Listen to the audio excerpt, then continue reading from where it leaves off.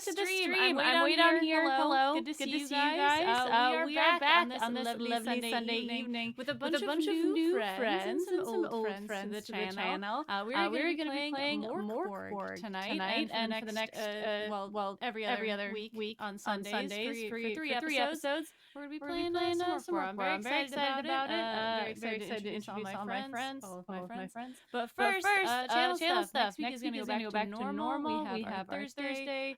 Ren is going to be Ren is streaming gonna be earlier streaming on earlier on Friday because Friday I will because be I will be gone. gone. And then And on then on Sunday Sunday will be dark, so so a little bit of a change. change. But But we'll be we'll be back here back in here 2 in weeks 2 for weeks this. for So this. don't So you don't you worry. worry. Once you Once you fall in love fall with in all love these with all these characters, you're characters, going you're to going see to us see us again. again.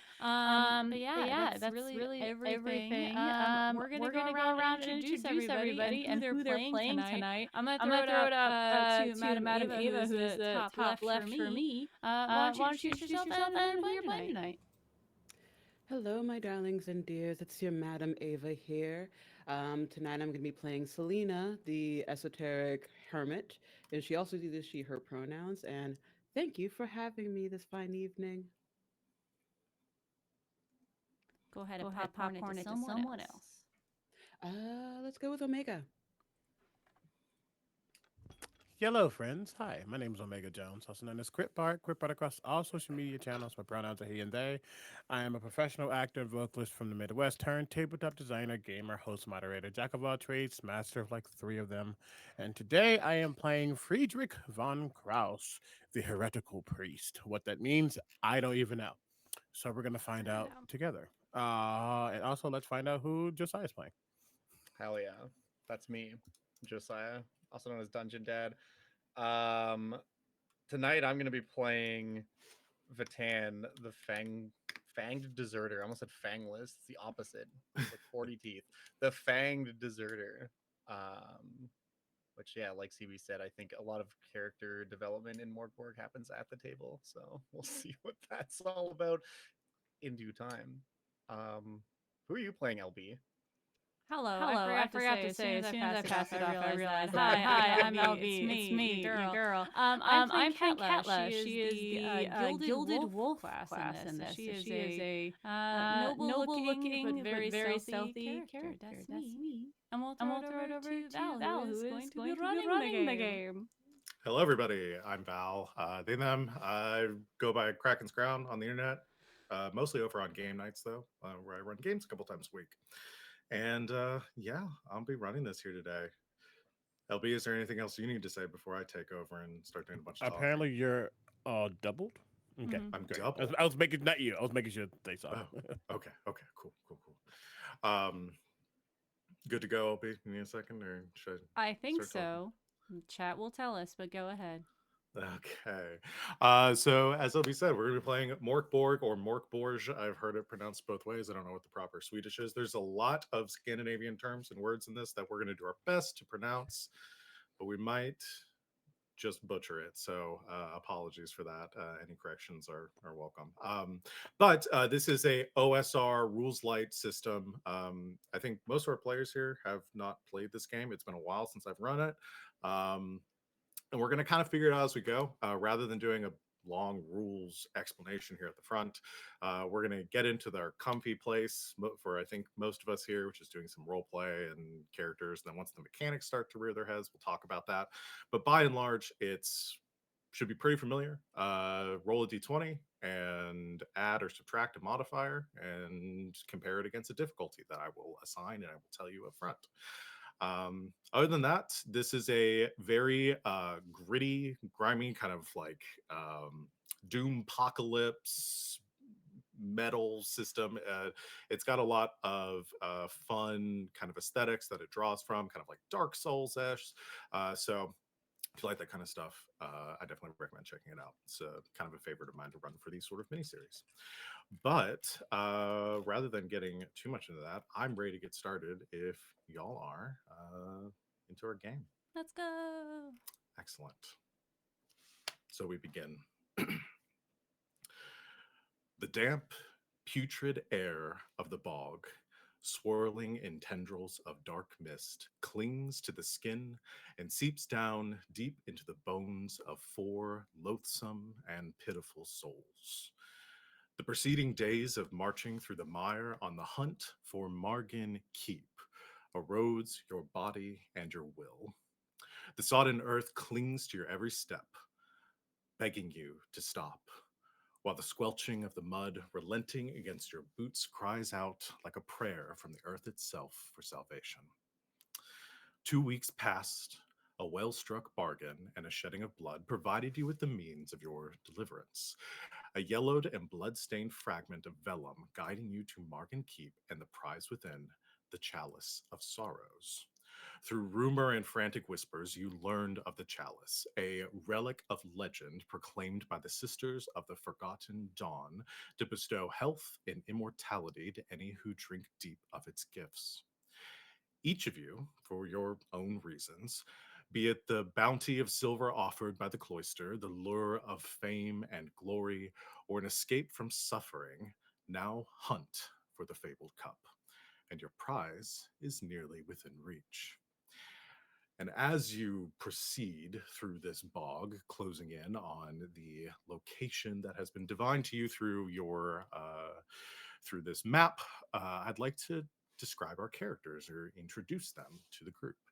I will fully roll a d4 if we want to do this through luck, but if anyone wants to volunteer to go first, I will give you the power to do so. I'll go first. Please do. A hero. A hero, a scholar.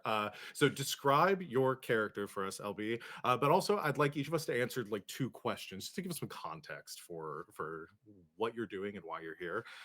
So, what is seeking your character to or what is driving your character to seek this chalice?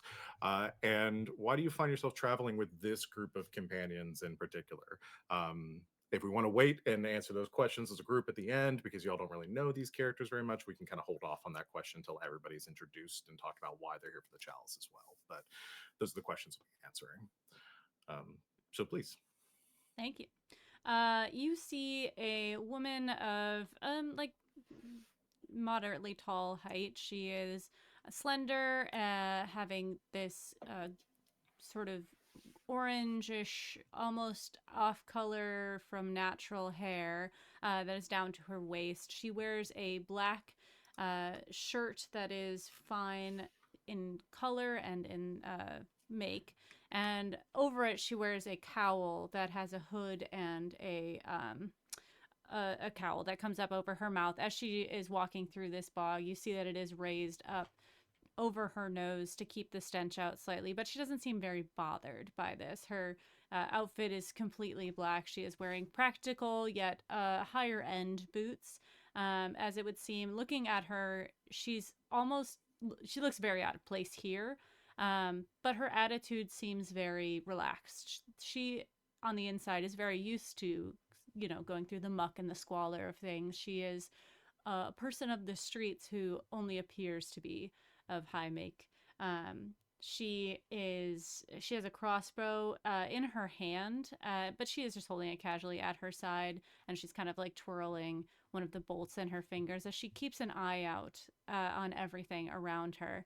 Personality-wise, she is very calculated and likes to be in control of things, which I think is why she is with this group in particular, because she, for one reason or another, trusts everyone here, and that doesn't come easy for her. There is a lot that people have to go through to actually gain her trust, and with the way she speaks to people, it is actually hard to know if that is the case or not, because she is kind to everybody. She is cordial, and she's very good at lying. So it could be that you come across her and she is you seem like you become good friends, but immediately after you leave, she is seething, having to have a conversation with you. So I think that the reason for her being with the group is because she trusts everybody, and that she, for one reason or another, they have done something to prove to her that they are worth that trust. I think her drive in this situation, she likes money in the sense that she doesn't like people who have money to have it anymore. So getting this and finding a way to get more influence and more money just drives her in the direction of being able to get into better things, get into better situations so that she can take from the rich and give to herself, obviously, but mostly to take from them. Got it. So we can sort of establish through that, and whoever goes next can expand on it, that your group has been traveling together for a bit. This might not be the first job that you've taken on as a group if their level of trust has been acquired. That was excellent. Thank you, LB. Unless there's anything else you want to add. No, I mean, we don't have to all know each other, but if we want to, at least my character knows you. Otherwise, things are going to get dicey. Who would like to go next? I'll go. Thank you.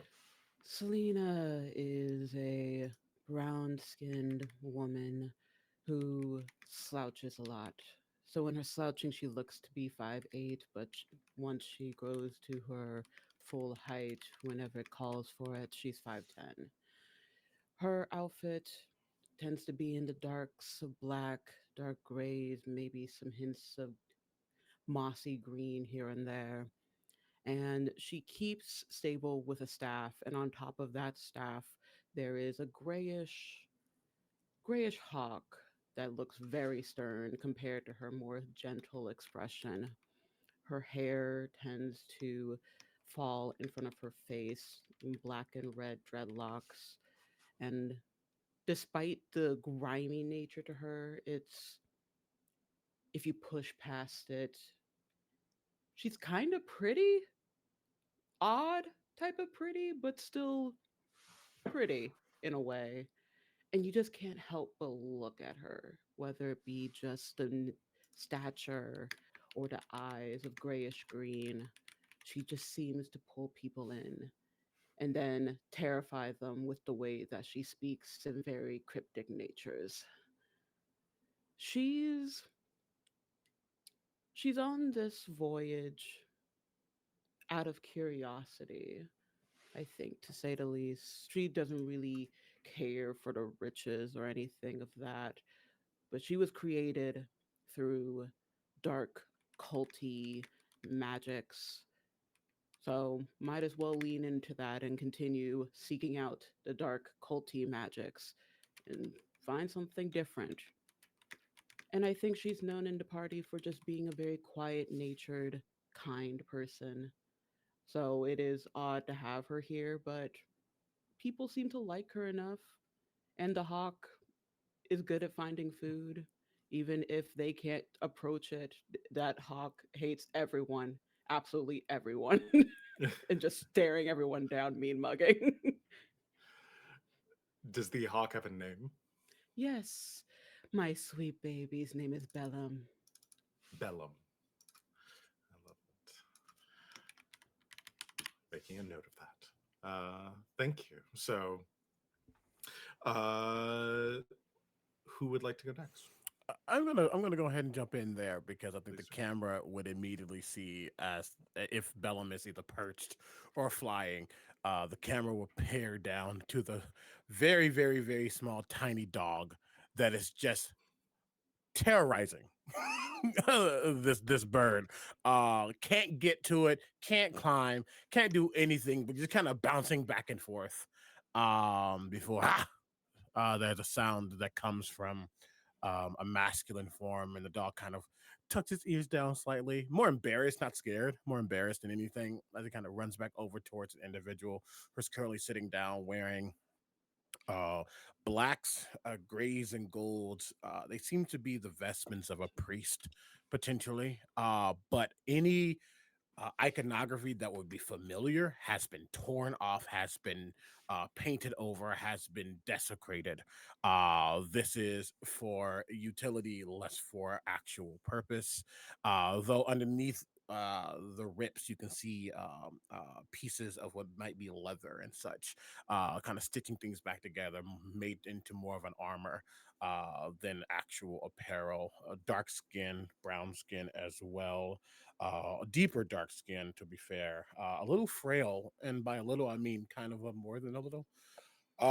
This 40-year-old, 45-year-old individual, uh, vibrant but tired gray eyes, There is a baldness that they have, though the little hair they have left is on the side of their head. It's not a good look, but he's not here for the aesthetics of it all. I have a question for you, GM. What is Please. the symbol of the two-headed basilisk? Ooh, that is a good question that I should probably consult my lore book on if that actually exists. Whatever I, it is. yes, please. Whatever it is, it has been etched into his forehead.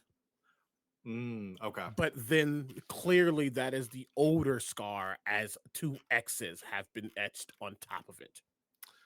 I love that. Um, Yeah, I don't believe there's any. I don't think there's any iconography in the book for it, but I imagine it as a representation of like twin serpent Yeah, cordyceps that's what I was design. kind of thinking, like the Something. twin serpent Yeah. design. Yeah, and this thing references crucifixes a lot, so I assume it's like Yes. two serpents wrapped around a cross. Like cross or something cross Yeah. adjacent. Yes. So that has been clearly, and you got to look hard to really see that that is what it fully was, because it's been etched out and destroyed, because he will never give himself towards any type of sacred world that only seeks to put others down. As Friedrich von Krause, he him pronouns, our priest, LOL, sits here. He is here because this chalice is less about the fame, it's less about the fortune, at least not for himself. He's tired of those who have power using it for nefarious means. So if he can get something to give back to the people who have the power in their hands, they just need that kick, that little thump on the head to remember that they are more than the powers that be. And perhaps this chalice can do that for him. He understands that he is one against mighty, but a certain small child once threw a rock at a giant and they fell. So it doesn't matter how big you are, it matters what you are attempting to do. And what he wants to do is take down everything. He'll start with the chalice, though. I love that. Did I miss it, or did you give a name to your dog? Oh, no, their name is Zaz, which is short for Azazel. Oh, I love that. Zaz. And since we've introduced two pets, I want to let everyone out there know that the pets will be fine throughout this game. We've decided as a group that the pets will outlive everyone that is here. So just anyone at home that might be concerned. Do you have a breed in mind, or is it a? He's like a mini pincher. Oh, like a little mini penny. I love that. I was gonna go full Chihuahua, but no, I want like a mini pincher. That is excellent. Anything else to add? Nope, Did you answer like your reason or your connection with the group? Connection with the group. I think he definitely knows individuals. He's not really soft spoken. He's definitely the one to, when they get hurt, try to patch them up as he can. He is not perfect at all that. But for lack of a better word, he's the healer of the group. Mm-hmm. Yeah, hard to come by.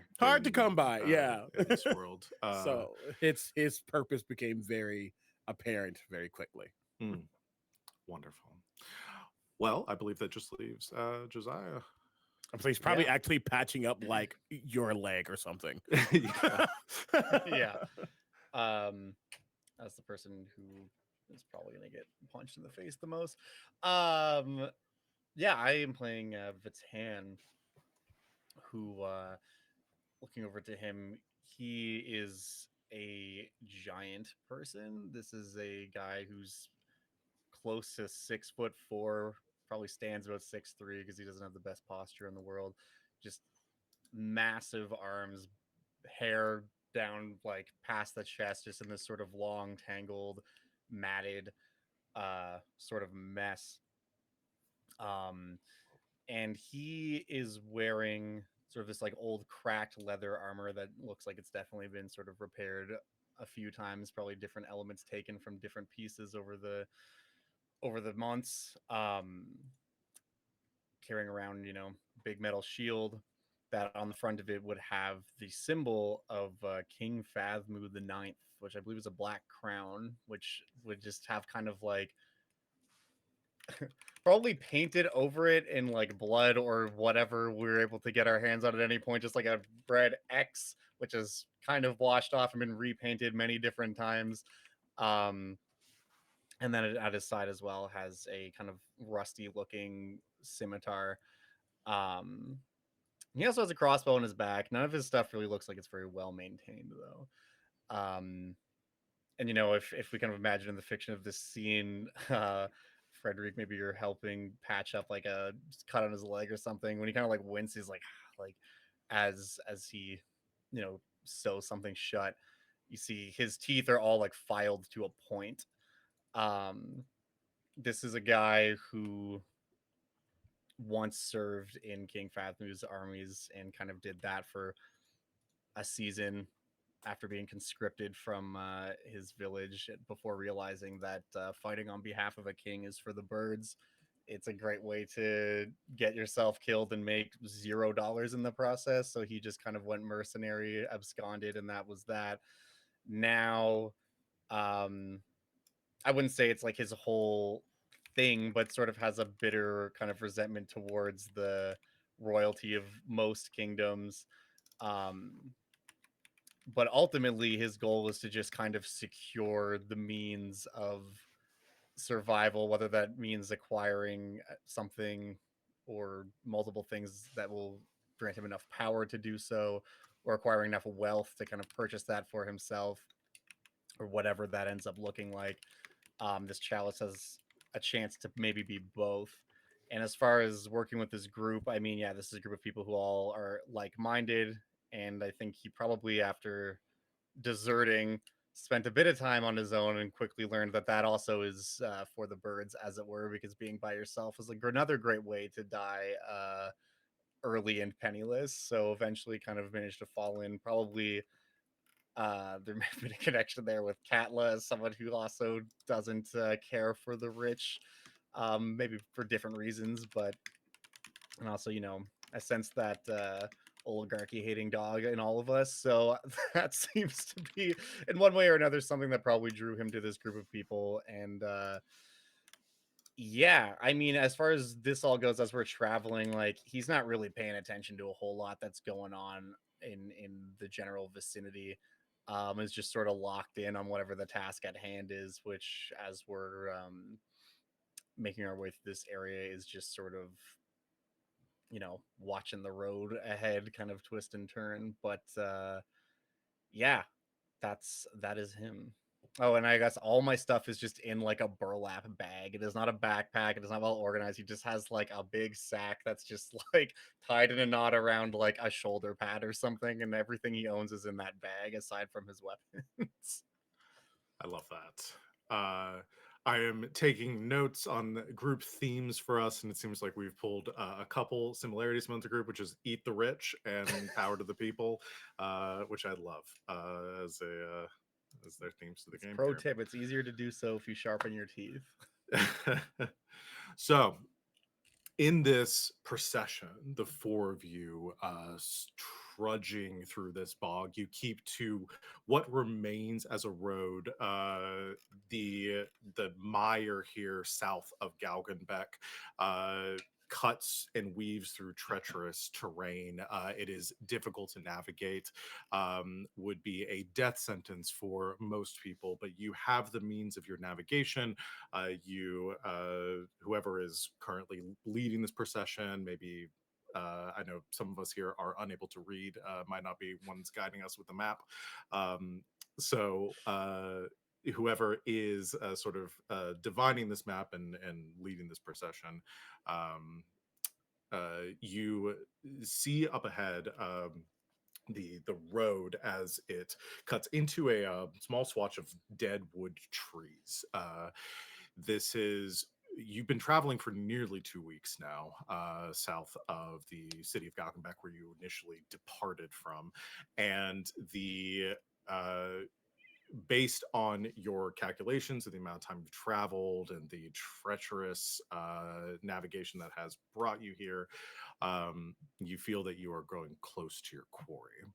Um, in that as you approach this span or the small patch of forest woodland that you see, the black mire shivers as thunder rolls. Fog continuing to roll over your path that only intensifies as the light of your lantern is cast opposite. Uh, the in the choking fog ahead, amidst a ring of fallen torches, uh, sort of emerging from this mist, but you are still far enough away that you can make some decisions on how you want to approach it. You see a lavish camp half sunk into the mud. Silken tents rot like fruit, and perfumed incense battles the stench of blood and water and wet leather that even from 30, 40 yards off you begin to pick up. Uh, through the shade and through the fog, you see a dozen pale men at arms lounge around a guttering fire, their armor polished to a mere sheen despite the grime. Um, at the center, you catch the silhouette of a man in a gilded breastplate, which the firelight sort of reflects off of, very stark against the otherwise monochromatic surroundings you find yourself in. Um, Above him, however, and Vatan, you will probably be the first that clocks this. You see the banner of Schleswig, emblazoned with the black crown of King Fothmu the Ninth. It droops above this encampment and waves sort of lazily in this evening breeze. What's that name? Yes, it's Schleswig. Schleswig. It's Schleswig. I Is only the added one letter. huh? I only added one letter. I'm Schleswig. pretty Okay. proud of Yes. It is the largest city in the Vasterland, the region that you currently find yourself in, and the seat of power for King Fothmu, who is a rather despised figure in these parts, as Vatan might share with you. Gotcha. But yes, so this encampment is right on your path as it leads towards the forest, and what you believe as you're guiding, who is guiding this group, I guess I should ask, who would be the best at navigating amongst you? Perhaps somebody with a high presence. I can read. Like, I was like, I don't know, but it sounds like Selena also has high presence. Yeah. So I So mean, any I of the also three. have it. So I guess they'll know who would be leading. It's definitely not me. My Yeah. presence is I'll very bad. I'll have Selena do it because the hawk also can. Yeah, That's also fair. Yeah. Yeah, all that that. is fair. So you have your lantern light. You aren't quite sure whether they might have spotted you at this point. Encounters with strangers is always a treacherous proposition. You never know what their disposition is going to be towards you, but this is the path that you need to travel to get to your destination. How would you like to proceed? And these people, based on what is it, Vatan? Vatan? Vatan, yeah. Vatan. That's the stress. Vatan. Based on what Vatan is saying or has said, these are not good people. Yeah, what would Vatan say in this I situation? think Vatan, upon seeing this, would just kind of like snarl and just look over. I don't know exactly what words he would use to describe them. Just like, oh, these fucking Shellswood motherfuckers, and just kind of like put his in his hands and be like, they I doubt they're gonna let us just pass through. He says, and then kind of like looks at his shield. It's like, just kind of repositions his bag over the front of it. Are they the type to allow words between fellows or weapons to do the talking? Honestly, I'm not sure if old King Fathboom even knows himself. Depends on the day, depends on how crazy he's feeling. These people, it's really hit or miss, to be honest with you. Could be worth it, but I mean, hey, on the upside, if it does come to blows, most of his soldiers are just conscripted farmers, which on the, I don't want to kill these guys, but like, I think Selena will just do like look over at Bellum and just do the go, and she's gonna have Bellum go up and start hovering around them. And according to the notes about the hawk as weapon, um, I can understand its cries as it keeps watching like scouts around. So Mhm. depending on what Bellum the cries Bellum has, it will I'm assuming that will give her either like a probably okay to come forward, just be cautious, or we have to make our way around them. So she'll Oh, listen out for that. understood. So yeah, your hawk Bellum takes off or takes flight, disappearing and like through the mist above you. You hear the flapping of wings receding as he flies towards the encampment, circles around. Um, the debating whether we want to do our first roll here. I think this is the Ooh. I think this is a good opportunity for that. Your sort of animal handling Yeah. communication or through the hawk. So we will do this as a presence roll. Um, so similar to D&D or other systems, it's going to be a D20. You're going to add your presence modifier to it. I'm going to set a difficulty of this. So difficulties in this game range from I don't have my sheet here. Uh, it ranges from 6 to be incredibly simple up to 18, which should not be possible, with difficulties normally falling around 12. I got a nat So, 20. oh, well, fuck me. Okay. Doesn't even matter. hell yeah. And that'll be my only nat 20 for It's the going to be night. a good game. Thank No, you, it's going to be everybody. nat 20s for the rest of it. I love it. Yeah. Okay. Can't lose. Your hawk, through a complicated series of squawks, conveys to you the exact numbers and locations of this entire group. So, as I said, there are about 12, or there are 12 of them in total. A dozen men in arms and one figure. Sort of at the center of this encampment. I think based on their positioning, and you sort of infer this. Obviously, I don't know how much Bellum could communicate sort of social hierarchy to you, but based on the descriptions or the locations that you're able to divine from your hawk's squawking, you're able to. I think you gathered this isn't a contingent of soldiers that just happens to be moving through this bog. Um, you would gather they are protecting some sort of dignitary. There's a perimeter that is established around this figure at the center of the fire who you're able to kind of make out in the distance. Which, by the way, I'm assuming that y'all may have like snuffed out your lantern or something Yeah. when you got closer, just to be a little more stealthy in your approach. Um, the So, given the context of everything here, they are seemingly guarding somebody important. Um, you wouldn't gather this would be a king. This would be King Fathu himself by any means. It'd probably be a larger entourage if that was the case.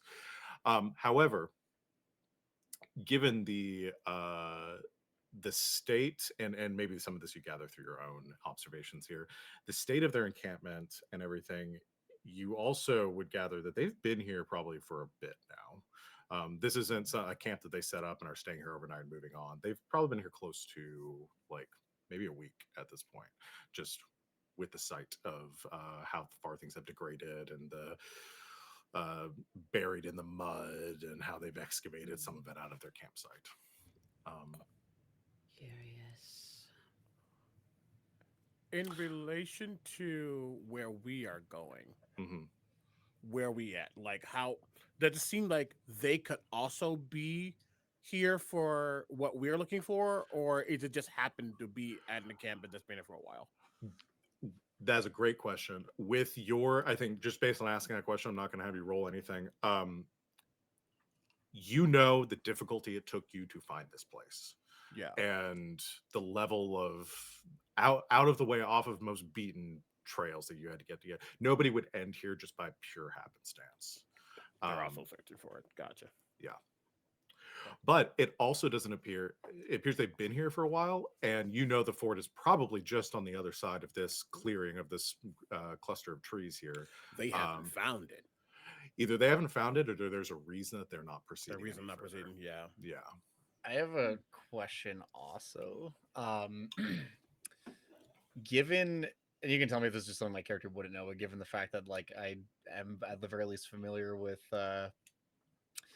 old Favmu and his whole Mhm. deal, obviously this isn't him himself, but is the level of, kind of lavish uh decor and all that stuff around the camp, along with this attachment of soldiers here, is it possible that this is one of the princes, one of his sons? Y'all are asking great questions here, and I think I think again, no role needed. You hit the nail on the head. I think that's the first thing that Vatan thinks of, is that the Fatmu has a number of sniveling kind of uh, princes, has spawn that are trying to take his throne or trying to ascend to his power, um, and given the situation here, that is probably your first thought, that this would be maybe be one of his sons or children. Okay, yeah, I think upon realizing that, uh, Vate would just be like, "Oh fuck me! It's one of the lordlings here. It's one of the princes. I think it's no coincidence. I'm sure that they found this place same as us." It seems, based off of that, if we approach cautiously, it may be fine, but personally, I'd rather make my way around them. Who knows how paranoid they'd be with being here for a week. But they have been here for quite some time for a particular reason. I doubt they are just waiting for Daddy to come join them. Hmm, Either there's something stopping them from continuing on, or they grow tired because they have not found what clearly they must be looking for, considering this path was not fun in the first place. Hmm. true. I will agree with which the rest of the group wants to do. There are pros and cons for either of them. I don't expect too much of a fight if we do approach them. Right. Well, it'd be difficult to lie our way through and say that we are just passing through or found ourselves here on accident. Perhaps there is something else we could come up with, if we do not wish to try the stealthy approach. All right. Well, let's make be neighborly to them then. Um, I think I also have a hood that I typically either have grafted on or as part of it, and I'm keeping it over the branded part. Fair, yes. Um, I think the other concern you might have on your appearance is, I know Vatan also has Yeah, so I had kind of like haphazardly thrown the sack over, but if we're actually gonna like go up closer to it, I can kind of like stow that. yes. Um, so I just gonna like dig around in my bag, um, and because it is full of stuff, I will pull out. I just have a hammer, just like a big hammer. I'll just pull that out to make some room, and then like jam the shield in there. I'll open my backpack that I have. you can put the hammer into mine so you don't just Or leave it. thank you. Hang on to this for me, and I'll just hand that over, and then be like, okay, cool, so that is not so painfully obvious. Vatan, Yeah. is there a way that we could circumvent this through conversation? Do you have any insight into what would allow us to pass, especially if we're not looking to stay with them? Well, listen, I'm not much as good with words as you are, but someone like you might be able to. I don't know. Here's all I know. All these guys are as paranoid and fucking crazy as their father is. That's a big part of the reason why they do the things they do. So I don't know. There might be a way you can play into that, or they're also all very power hungry. So yeah, I mean, even especially for nobles. Like there's there's nothing these guys wouldn't do to gain a silver piece. You know what I mean? So there might be something you could do with that. They're not particularly.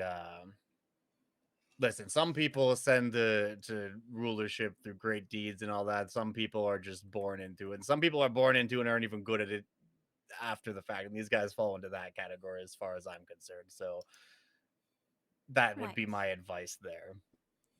Perhaps researchers who are finding their way to this place. We have two individuals that would be very apt to play those roles, and she motions to Selena and Frederick. Um, Perhaps if we introduce ourselves as knowledgeable based people who are looking to explore this castle for research or for the history of it. And if they need assistance with anything inside, we would be happy to help. And if there's anything that we find, and perhaps we don't know about any sort of chalice that could be in there, we just know of the history of the castle. And then if we find anything and we could give it to them, we won't give it to them, but you know, Yeah, as a I way mean, through. honestly, if as long as you can convince this person that he has something to gain from being kind to you, you should be fine. But also be careful because the second he realizes that's not the case, they're not exactly known for being understanding. Then, while we do the talking, how about you and Katla be the eyes that are looking out just in case someone decides to have a desire to wet their blade?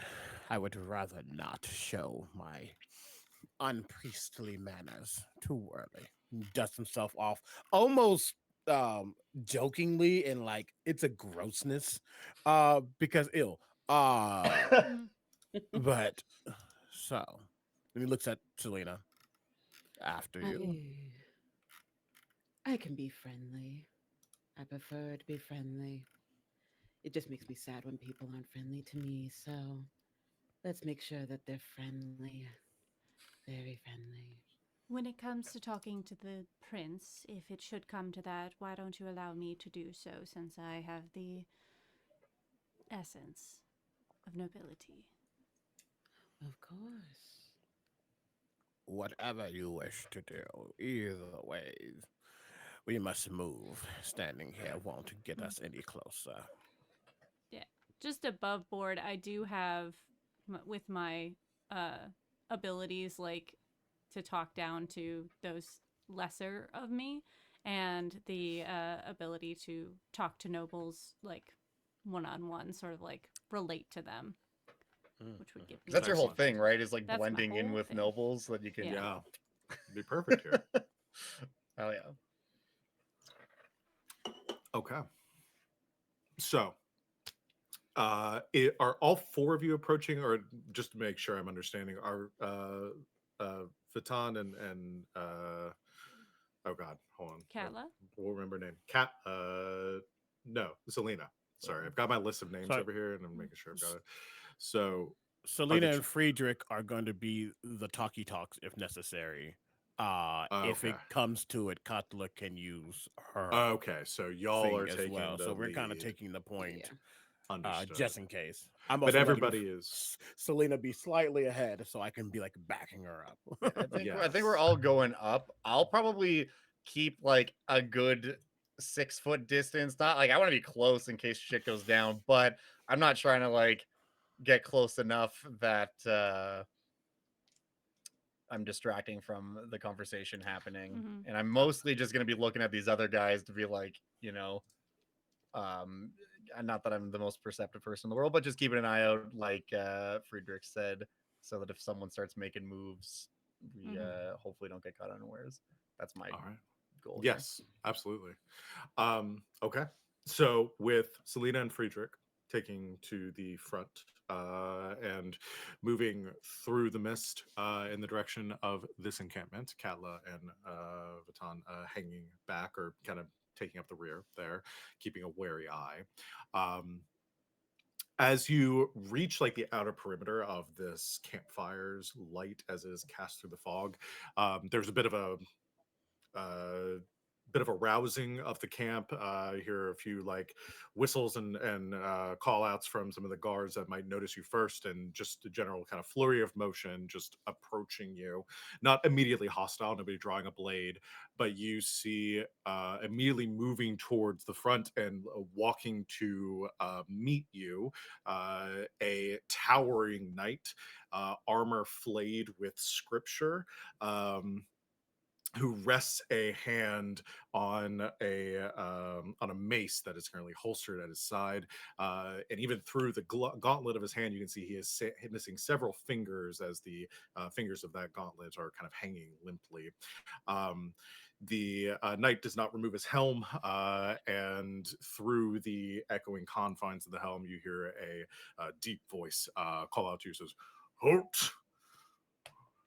Announce yourselves in your presence." Why, we are simply scholars passing through the lands.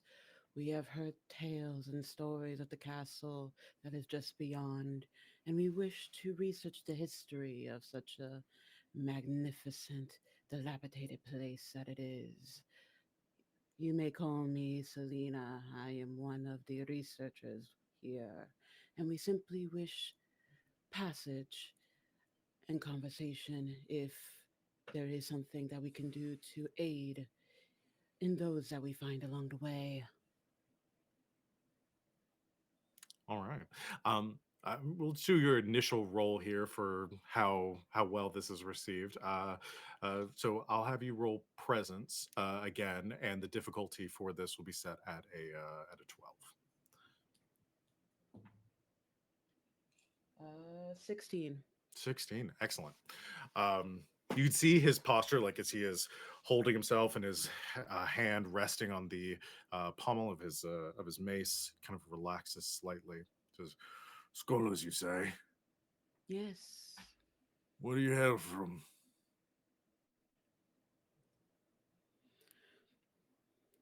You can give an answer if you would like. Insert answer here that's uh, not suspicious. if you would like to say, my question for you would be: do you want to announce yourself as Schleswig? I think that would make the most sense to you if you were coming from the same city that they are proceeding from. Yeah. Anywhere else might be a little suspicious. So he Schle- gives a nod as you provide your yeah. answer. It says, "Right." And you're here on research? Mhm. History can be such a marvelous thing, sir, and we wish to understand in its totality. That's the only way we thrive. Right. Outside of pure muscle and might, as eyes look at the mace. It's also that, when someone's trying to like make someone feel like they're doing something good, or try to like fluff them up a little bit. Mhm. It's that energy, even though it's so fake. Yes. You see, like he stands a bit taller at that, fully susceptible to this. He gives a nod and kind of just looks back over his shoulder. You see the movement behind you. There's a line of guards that probably have four of them that are immediately flanking behind him. However, beyond this knight, you can see a bit of commotion, some more proceeding up behind, and kind of pushing through. And you hear a voice say, "Make way, make way." As a the gilded figure that was at the center of this encampment, uh, blonde curls under a kind of slightly rusted crown helm. It looks like whatever gilding to it has tarnished in the bog. Uh, as he has been waiting here, and you're immediately hit by a perfume, like a cloud of like myrrh and like dense perfumes that waft off of him, like he has just drenched himself in it and to overcome the stench of the surrounding mire. Person says, "Sir Helwyn, what do we have here?" The Sir Helwyn, as you have now learned his name, turns away and says, "We have scholars seem to be here doing research in the Borg for some reason." Uh, and the prince moves as you have ascertained, kind of pushes up times. Scholars. Well, that is very interesting. What do you find yourself here? What are you here researching? We are simply documenting the history and the knowledge that can be pertained for this place for the glory of your illustrious home, my lord. Ah. He moves between his knight, fully no disregard for his personal safety around these strangers that you are, and moves up in front of you. Says, "Well, I am Prince Everest of Schleswig, first in line to my father's King Father the Ninth's claim to the throne. I am here for a rather sensitive matter that you may be able to help with." And he immediately holds out his hand with his like royal signet on it towards you, just and looking away like he's expecting his ring to be kissed I without got it, guys. any Don't sort worry. of yeah. Oh, Katla moves forward with the grace and grabs his hand, curtsying, kissing it. And, oh, Prince Everest, it's so wonderful to see you. I've only seen you from a distance, from afar. You Ah, are just as lovely in person. an admirer. So few out here. Please, what is your name? Oh, you may call me Katla. Katla. Beautiful name. So nice to find one of dignity and pose out here. There are so few to speak of. As he looks around to his men at arms, one of which is just like picking his teeth with a dagger off in the corner. Oh, I Says, quite please, understand. please, please. Uh, you're here doing research. Yes, my family has bankrolled this little endeavor, and I am quite interested in those things of the past, so I wanted to join. And your scholars here. I don't believe I caught your other companions' names. you may call me Luna. Luna. Mm-hmm. Friedrich. Would Vatan And- offer a name? And you in the back. I'm just like looking around. He's like, oh, it's Vatan. So you don't hold Your the lordship. bearing of a scholar. He is for protection. Of course, Ah. these lands are quite dangerous. Couldn't go on our own. These are very dangerous lands to Yes, travel we had through. to fight a bunny. It was hard, It's quite terrifying. The teeth on them, atrocious. ferocious. Have Yes. it looks? It says, Sir Edwin, have we encountered any such rodents around here? And Sir Edwin just shakes his head. No, my lord, no bunnies. Right. Well, be on the lookout for them. Double the watch. I want to make sure none make their way into camp. I hate him. Very wise of you, sir. Well, please, do partake of our fire. We were just discussing the need for further help. You come along at a rather important time for our expedition here. Good Fortune's help fine is so upon us, hard to find. then. Yes, yes. We also don't want to bring more bodies to your. We would And he hate like to looks around at the impose. multiple figures that they have. We were simply traveling through, but figured that it would be perhaps wise and good for us to formally announce ourselves versus you finding us later on and thinking we might be mercenaries or the like. Well, I do appreciate good manners, especially out here. So please, thank you for announcing your presence. We've had several ruffians attempting to scamper by. Most made their quick escape. Oh, the horror. Yes, indeed. But you do find yourself at a really interesting place just by happens. So you're not here for Margan Keep. That is the castle, right? Yes, that is. Yeah. Oh, Oh no, yes. no, that is indeed the landmark that we were intending to research. Very good. So we find ourselves here at a similar junction and a shared you- purpose. You are here for the keep as well. Oh yes, yes, indeed, and the bounties that lie therein. Verily.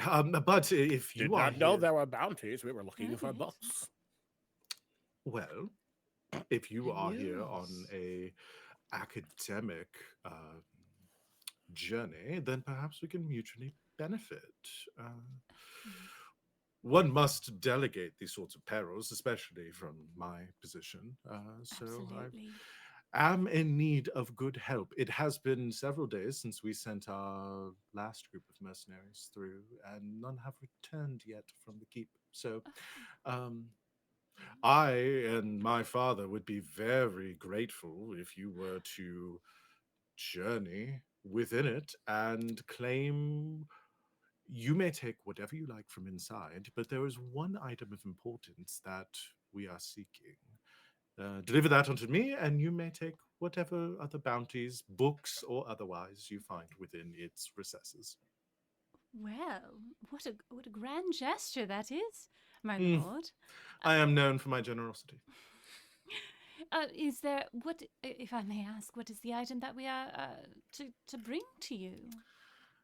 Well, it is rumored that within there is a rather unique chalice.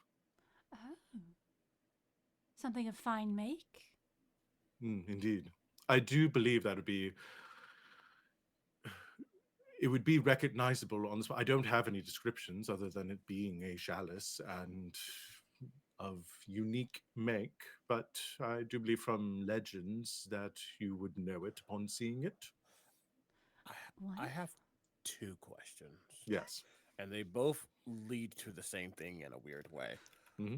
One, um, having all these people here, people have not come back, delegating a job to people you just met. Is there anything that he is not saying as he asks these questions? Other question, which might be slightly more important, are any of the people watching to see how we react to him asking this question? Interesting. So you want to know how the people around you are sort of Uh, reacting to well, this like if they conversation? were here, if they're conscripted or not, Yes. um, and they are not being used, these random people are being used. The prince is asking them why. Yes. Absolutely. I think this also falls under a presence check. There's not many stats to use, so I wasn't Yes. sure. I don't think I don't think strength or there's only for those of out there, there are only three there are four technically, but three that you're really making checks with for the most part, and that's strength, presence, and agility. And presence is sort of the intellect, wisdom based, charisma based stat. Kind of a catch-all there. So let's do presence of I'm going to set it at a 10, but you'll get incrementally more information the better you roll. I got a 14 in total. Excellent. So 14 falls under sort of the difficult category for this. So with a 14, you're keeping an eye on as Katla has kind of taken charge of like the conversation here and seems to be schmoozing it up with the prince, who is taking to her very quickly. And Selena is kind of in the mix there too, presenting this scholarly presence. You're kind of looking around. Um, the first thing you notice is that just like base level dynamics of the camp here, most of the men at arms around here, the soldiers are, as soon as there was no immediate danger, they went back to fucking off doing whatever they were going to do. You see some eating, some rolling dice in the corner. There doesn't seem to be a lot of discipline here amongst most of the soldiers. Sir Helwyn seems to be one of the exceptions to that. He is looming over the prince like a concerned parent. And there are moments where like he's walking back towards the fire, and the prince is almost stumbles like into the fire, and you can see Sir Helwyn just kind of like scoots him to the side to get him out of the way, basically treating him like a child. And like brushes off the seat as he goes to sit or to take it once again. Is very concerned, is like sticking with him at all times. You do catch another knight amongst this group. Most of them appear to be soldiers too, and amongst this entourage appear to be knighted, who, for the sake of convenience here, the name that is given to you that you pick up in the midst of this conversation is Sir Drest. Um, in case the other name got lost, it's Sir Helwyn, Helwin, and then Drest, Drest. So Drest is a lean, heavily scarred knight with a black eye patch. He wears dented armor, in opposed to Sir Helwyn's kind of like gilded, very well maintained, scripture adorned armor. He, as soon as the conversation began to go, like, he's not going to the falling he didn't, or Sir Dress does not fall into the same level of kind of slovenly behavior as the rest of the guards do, but you catch him rolling his one good eye in at several points in this conversation. um the rest of the guards around here, so as you're kind of gathering and like picking up on the vibes here, you don't gather this has been an unusual circumstance here, with the prince just welcoming strangers into the group. They all seem to have a level of comfort, or at least disconcern with the situation that would not be expected otherwise. Um, but you're not getting anything sinister or insidious. Like, as far as you can tell, Prince Avarice is being genuine in what he is saying. You're not picking up on, something sly behind his words. Truly seems like an idiot. And that seems to be what everybody else is just kind of tolerating at this point. Okay, I will note that. Yeah.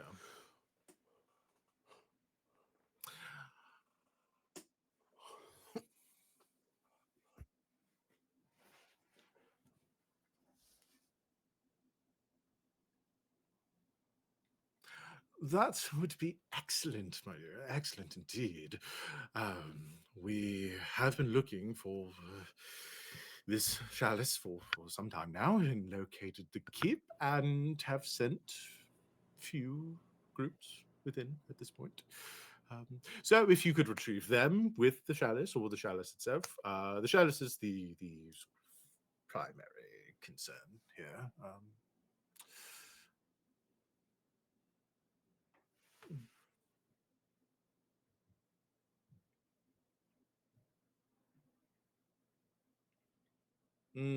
Yes, yes, indeed. There are rumors of powerful occult goings on and curses that befell the keep.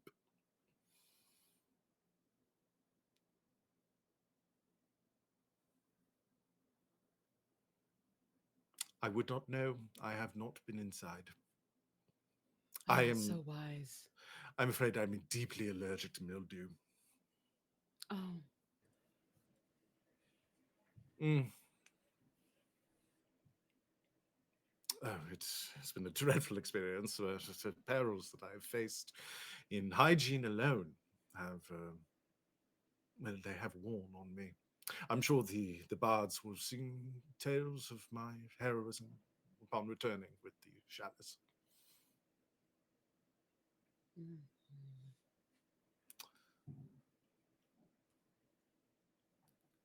Mission for you, and get ourselves inside, as it were.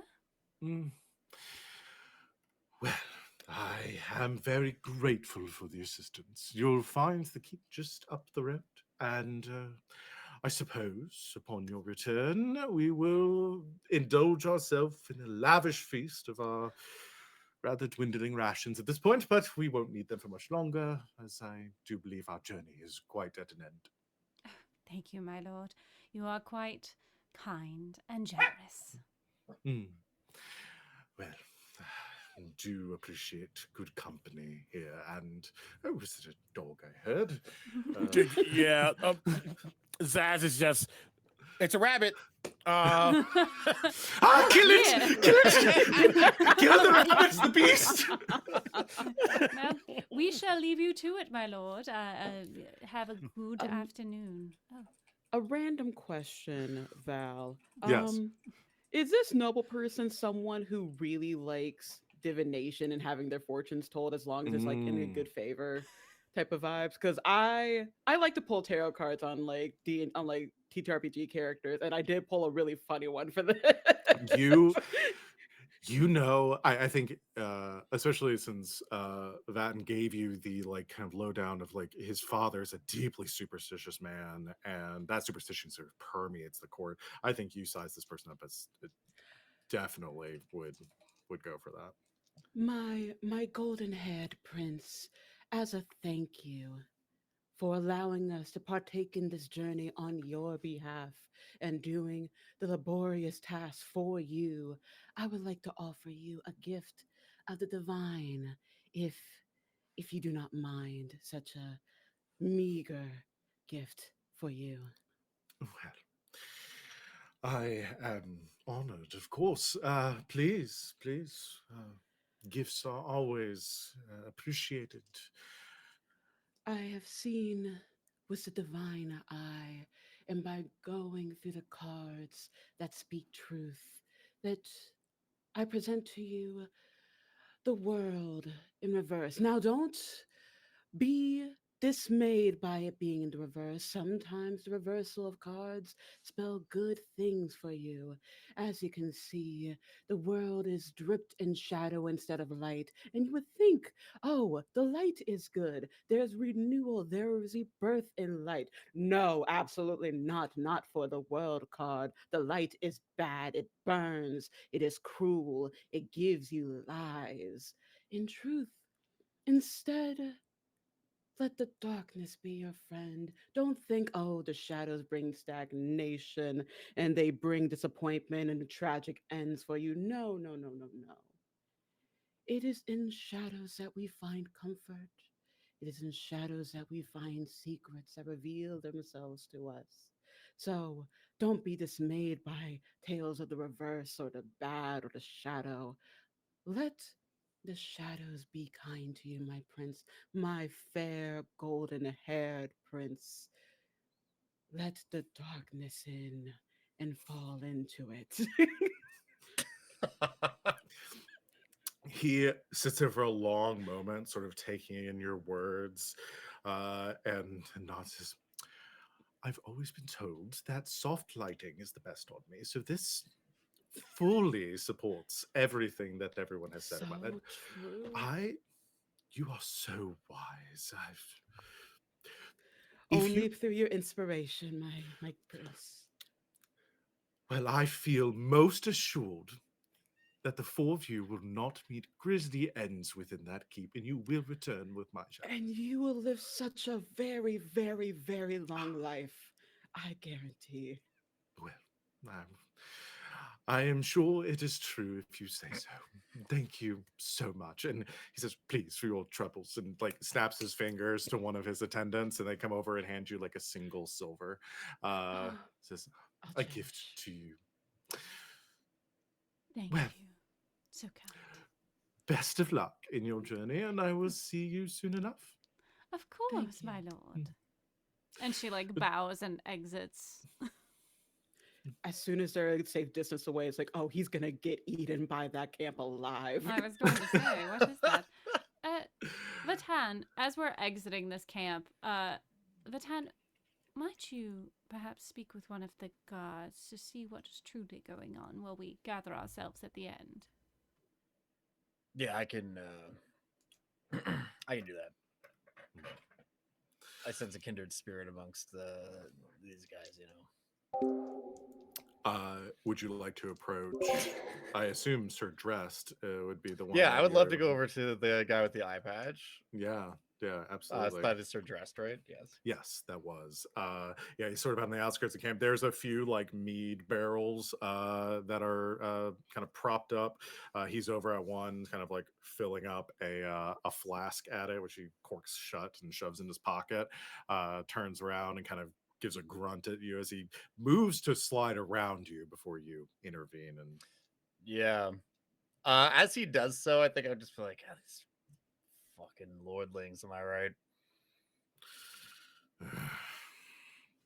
he turns, looks at you, and kind of grumbles as well and says, "You have much experience around nobility." As little as I can get. How long have they had you guys out here shoveling shit in the name of the ninth? Is it now? Yeah. Been here for about 2 weeks, but I've been wiping up this one's messes for the better part of a year now. When he says that, I think it's kind of, I'm genuinely like, just take a moment, look at him like, listen, the past year for me, it's been rough, I'm not gonna lie. But that sounds truly awful. You know the half of it. I'd rather be out there fighting wyverns and whatnot rather than deal with this bullshit. But a posting's a posting, and I gotta do what I have to do. If you'd like to trade places, though, I'd be happy to hand you over my own. When he says that, I kind of chuckle. And this is not something I expect to be good at, but what is my general vibe of this guy? Like, am I like, oh, he. Basically, what I'm trying to ascertain is he the type of person who, if he found out that I just fucked off, would he be mad, or is he like gonna be like, oh, okay, good for you kind of thing? Interesting. Yeah. Let's do. I'm going to offer you the same role here. So we'll do presence, which I know isn't your best, but no, and it's going to that's be fine. Yeah, it's going to be difficulty 10. I'll give you more information the higher you roll. That's a 5 on the dice. That's a 3 total. 3. You. I think you sense a kindred spirit. You absolutely do. Like this guy's vibe, exactly the kind of person you'd want to have a drink with. You're not sure how far that goes, though. There's a big difference between not liking your job and actively encouraging treason and totally. Yeah. So I think that being said, I just kind of like look around a little bit. I just lean over and like grab my bag and like kind of open up the top of it. And I just pull the shield out a little bit and like show it to him, and then just like shove it back in there. Been like, yeah, I've got my fair share of experiences following these bastards around, so you don't gotta tell me. Just gonna do a little roll here for him. Perfect. All right.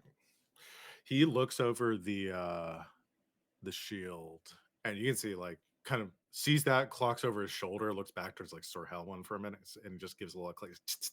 Yeah. All right. Keep that down low. All right. Listen. Be careful in there. You seem like folks that know the way of things. All right, but he ain't kidding about people not coming back. Last one we sent in Lady Magda a few days back. They left all full of gusto and spitfire. Heard screaming over the hills. I can't say what they dealt with for certain, but I know the sounds of terror. I've heard enough on the battlefield. That was unlike something I never experienced in my life. Don't go dying for this twat. Yeah, when he says that, I would just kind of nod and be like, listen, trying to avoid dying for some noble with their head in the clouds is exactly what got me into this situation in the first place. And I mean, hey, if I die out there, it's not going to be for him. But I appreciate the warning. We'll keep our heads up, and best of luck to you, honestly. I'm gonna need it. Sort of claps you on the on the shoulder as he brushes past, heading back to his posting. As you hear Service says, "Oh, Sidras, do tell me the story again of your battle of the of the dark water. I do love hearing that. So it's just right, my lord. So he comes in. I just look over at him and I'm like, fill up my water skin, whatever, head back to the group, and I'll kind of fill everyone in on basically what he told me, which was more or less specifically the important piece of information here that Lady Magda was her name. Was the last person that they Yeah, let me mentioned. get yes, Magda. Magda, right? And then of course just gonna be like, yeah, he's doing a job, as are all of them. And then I would also convey too that if it ever did come to a situation where swords are being drawn, I don't know exactly how all that would pan out, but I do know that Helswig is Helwyn. Is it? Yeah, Helwyn. Helwyn is someone to watch out for. He's really drinking the Kool-Aid, as it were. Wonderful. Anyways, thank you. So, we continue along, or do we need to placate and be kind to these nobles still? No, please, let's leave. Let us leave. You do see the short attention span of the prince has already moved along to misusing his authority over his knights and telling stories. Has almost forgotten about your presence entirely at this point, sending you along to your fate. I hate him. He's gonna Good. get eaten. I'm just glad I didn't have to sleep with him. Oh yes, we need to make sure to never have you in such a situation. Well, it is where they're the most vulnerable. If I'm going to draw a knife, it's best when their pants are down. You know what? And I like you for that. Makes me giggle because it's true. Yes, tell me about the card that you actually drew. The actual meaning. Oh yes, if you all the times when I said it's definitely not because it's definitely not that, that's actually the case. Stagnation, bad endings, short life, just sadness. That's truly action. That's why I keep saying he's gonna get eaten by these people in like maybe 2 days. Wonderful. Well, if that divining is true, then good riddance. Yes, I It think probably won't happen now, but maybe when he's in his fancy castle, someone will poison his wine. Who knows? well, I think that if they assume that we aren't going to come out if we go in, find what we want, I'm sure there's a back way out. We can travel a ways around and just avoid them completely. We should mind ourselves, though, if a army or a facsimile of one is having problems finding and or maintaining and or attaining this, then it means the four of us might also have a problem. So let's not be too hasty, and let's not use our fist unless we need to. Yes.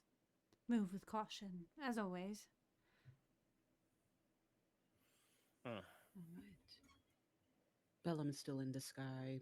I think Bellum will just be there to scout out forward for us. Yeah, absolutely. As you leave the warmth embrace of this camp, you hear Bellum overhead, a few shrill caws indicating something in the distance. Say, based on your training of him, believe it to be a landmark.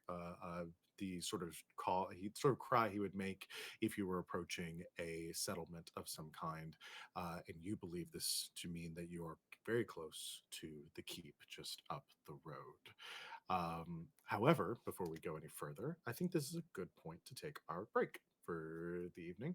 Yeah. So, LB, I don't know if you have anything or you want me to just do the thing or whatever. No. So thank you guys for hanging out with us and watching so far. We'll be back in 5 to 10 minutes. So go to a place on us that is to grab a drink, grab food, grab a friend, or take your medication if you need to, and use the restroom.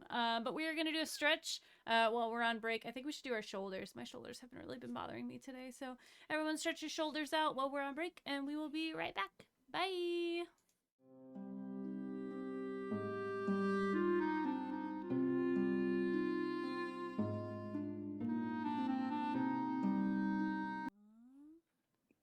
Welcome back, everybody. We've had our breaks and done our stretches. I hope you did too. I'm looking at you. I know you didn't. Do it right now. Okay.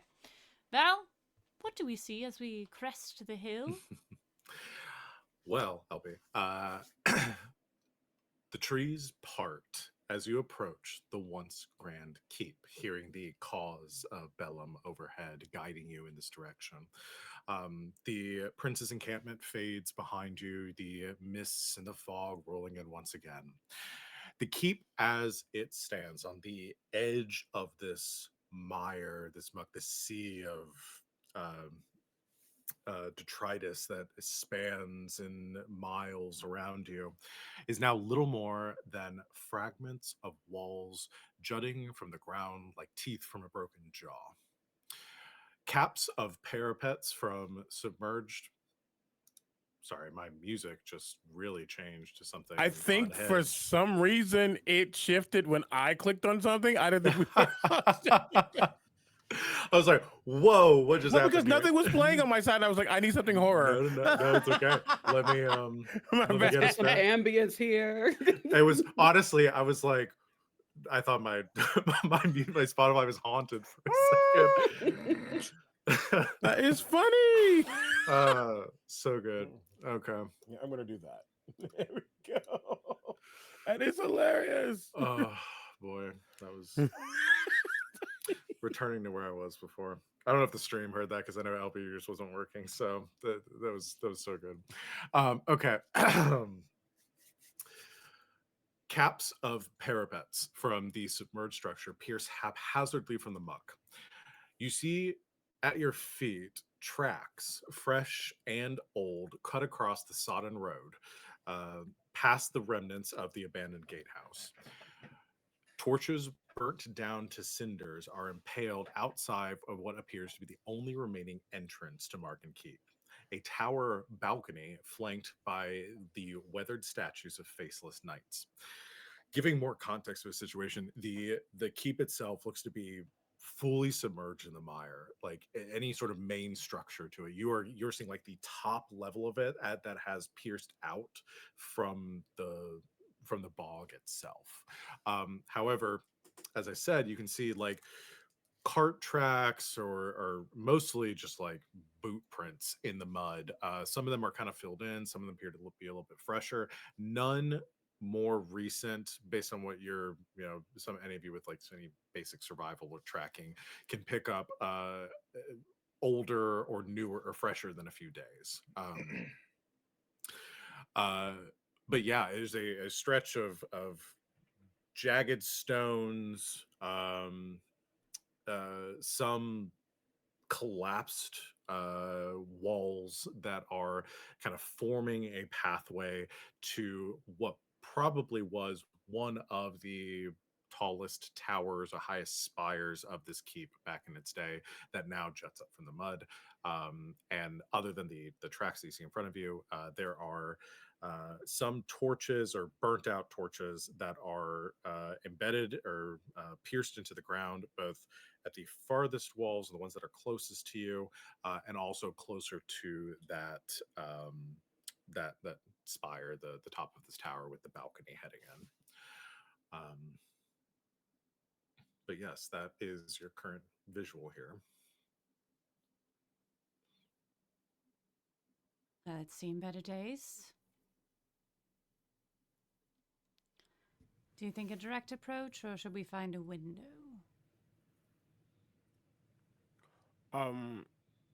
Yeah, my question was going to be, you said that there's tracks and things, kind of not like super obvious, but still. Does it seem like most tracks lead towards direct? Does it seem like there's been any veering off, just to see like what people before us have done? Let's do another presence roll as you're trying to dig into this a little bit more. So presence, and I'm going to set it at another 12. 19. Excellent. Very well. Y'all are rolling great. Yeah, I feel like we're not later.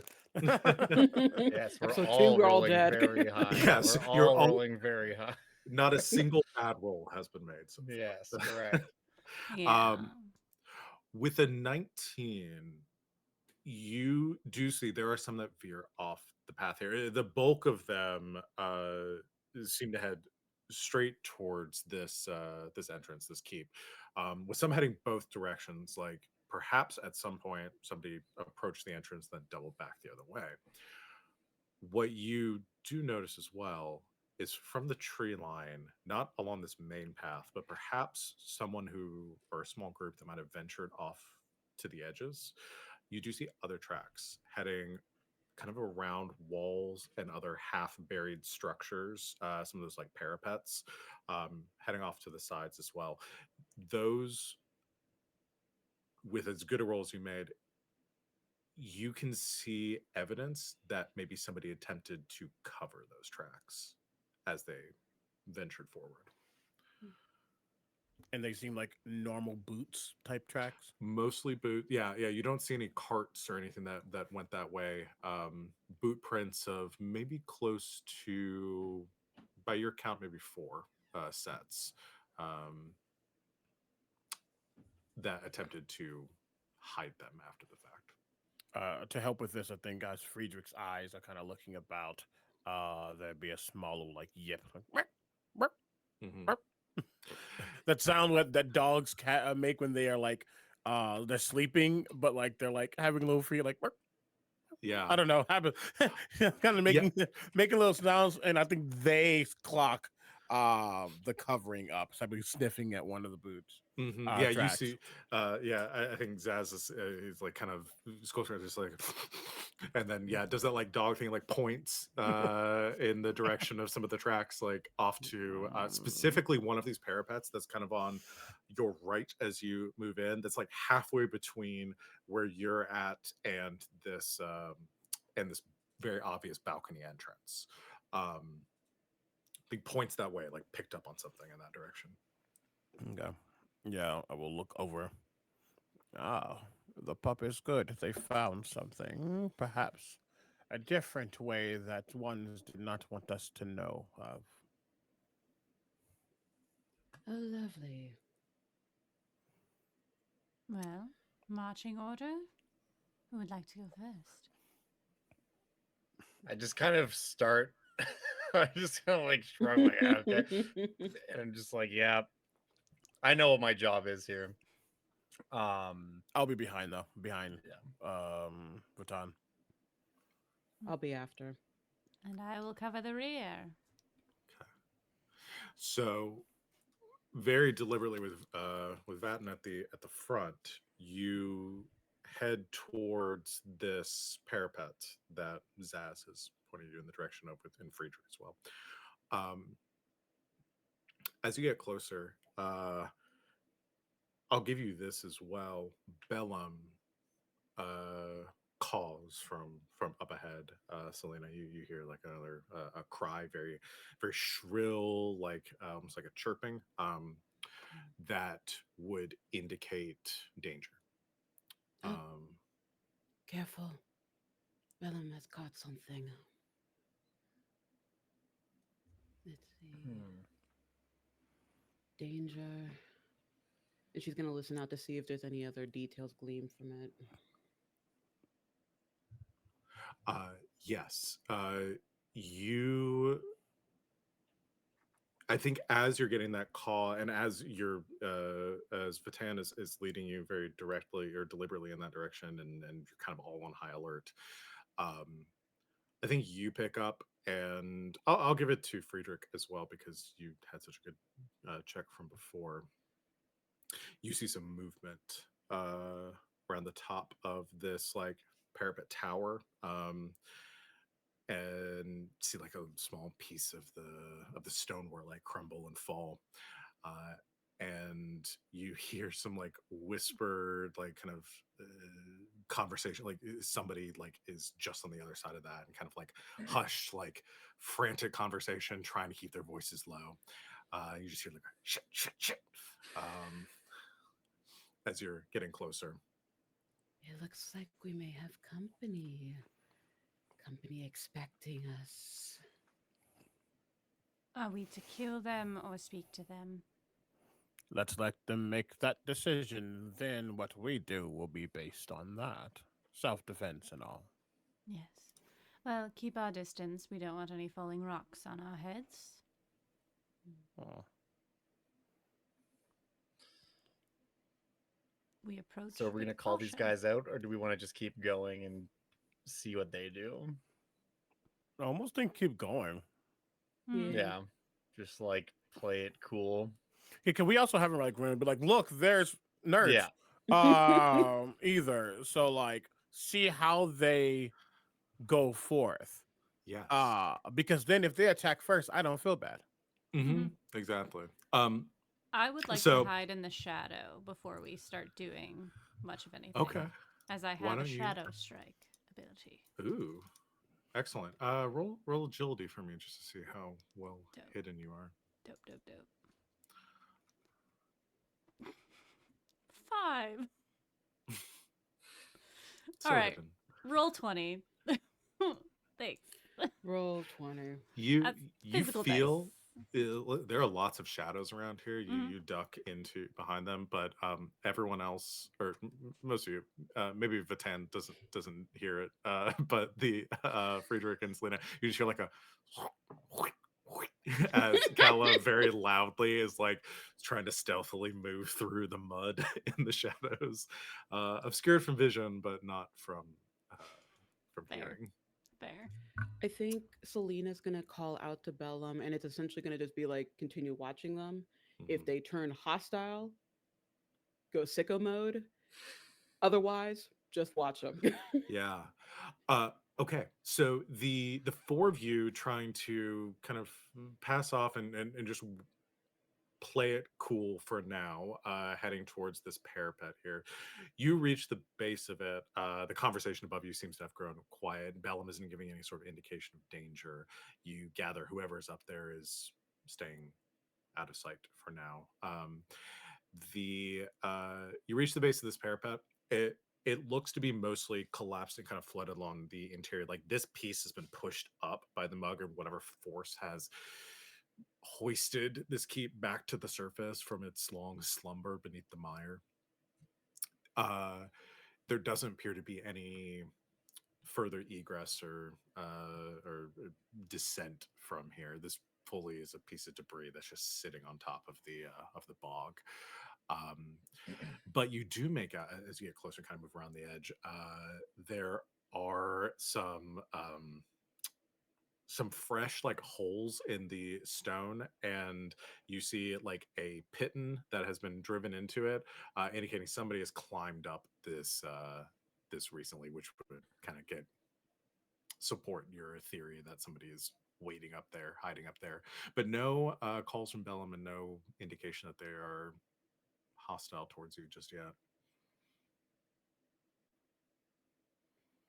I'm just But following Vatan, just staying at their six, yeah. just in case. okay. So just so I'm clear, this is just the one that's still in the wall there, or is it like there's enough foothold that I can climb up? I think as you're surveying this and you notice it, like there probably are not, like some have either fallen out or been pulled out, but there are definitely enough that it may be difficult, but you could scale this wall. Because here's the thing, in my inventory I have two things that I would love to combine into a sort of, mega evolution of an item, if you will. I have a large iron hook, and I've got 30 feet of rope. So can I take that and just like tie it through the loop with the hook? 'Cause I imagine this is like a big, like, sort of like a meat hook sort of thing with like a loop on the end. Can I tie that rope through and just kind of tuck it up there and use it as like a grappling hook to start like climbing up this wall? Absolutely. Hell yeah. Yeah, the easy. I'm gonna have you do just a strength roll for the climbing, but it's assisted Sure. by your tools and your use of your equipment here. So I'm gonna set that pretty low. That is a 10. I think that's fine. Yeah, Cool. a 10 is a simple task. You've given yourself a tool that makes this easy.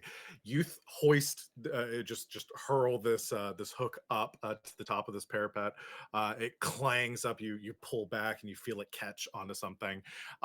Immediately, that whispering, that like muffled conversation up above, grows more present again as you begin to just scale up the side Yeah. towards the I go top. to say something almost like to the people up there, then I'm like, wait, no, we're playing it cool.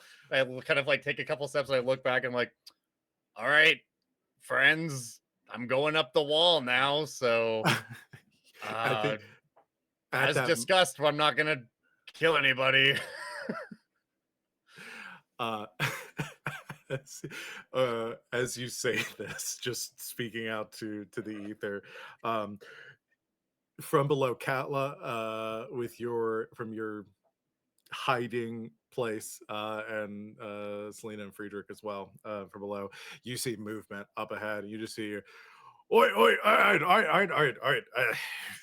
You hold up there now, all right? You just stay right where you are. As somebody, this just like grizzled, like red bearded, balded gentleman, covered in tattoos, wearing dark leathers, kind of pushes over the edge, has a crossbow in hand, and kind of pointing it just generally down in the direction of your group. It says, there ain't nothing up here that you need to find. Once you move along your way, this position is taken. All right. We are simply trying to find the best route to enter this wonderful keep, one that I do not believe you own, correct? I, do I look like a lord to you? Exactly. So I have no reason to listen. This is my tower. If you're going into the keep, you should. There's a nice little entrance over there. I reckon you go the way that everyone else has gone, and leave us here to our business. Us? Shit. You hear a conversation from behind it, like behind him. It goes like, you bloody idiot! You gave it away. God, you fucking moron!" And you see like a few others stand up. Looks like 4 in total, as they come up to the edge. Some of them wielding like daggers. There is a one each has a retinue club. of the Princess Guard waiting to come and find any stragglers. So I would assume you don't want to be found. Correct. uh, you see, kind of pushing to the front, there's a woman with kind of graying white hair, really like angular features and crow's feet around the edges. Looks like weathered and beaten down by life. She comes over. She says, "Right, yeah, we're quite aware of the lordling who's taken up his position out there. We don't want any business. If you we're completely fine up here. All right, we're just doing our thing, waiting for people to leave the keep and There are enacting a others toll. inside. There've been a few groups that have gone through, yeah, since we took up position here. Head up. This was quite the spot. Methinks. Yet you reside in a tower and not the whole castle. Why is that? No, we're not going in there. There's bad noises in there. Seems dangerous. We're gonna wait up here, and the people that leave, we're gonna take what they got with them. You know, easy pickings. After that, So allowing us entrance in your tower from this position would be beneficial to you. no, this is our tower. This is our business. You go do your thing. We're gonna stay here and do our thing. All right. And this Which seems is- like to be the better way to get into what we want to do. So, if you let us through this way, we can make sure to tell the people who are inside to go out this way so you can plunder their riches as they come about and whatnot. She thinks about this for a long moment. Well, what do you think, boys? Is that going to be the better way? We were waiting for them to come out from there, and just going to pick. But maybe it's better if we kind of lead them this way. Why are you willing to help us with this? Is this what do you want? What you ain't got Because here? we are simple scholars trying to find the riches of history within this place. We don't care for the plunder, so we don't really care for who gets taken care of for stealing the riches of this place. We just want an easier way to make sure that we do our job. So, in return for letting us do our job easier, we want you to have your job be done easier. Yes, I and it's just our intention to deal with the bad sounds, and if we destroy those things, perhaps you could go through the castle at your leisure. I look up Bellum's at just them in a and tree line, just with yeah. his gun in hand, just getting ready. It's like, don't make me. Yeah. As the end of that, I'd also just look up. I'm just like, these are like books, and I smile. Fucking Books and murals. Beautiful sharpened murals. toothy grin. Uh, all right. Let's see how persuasive your words are on them.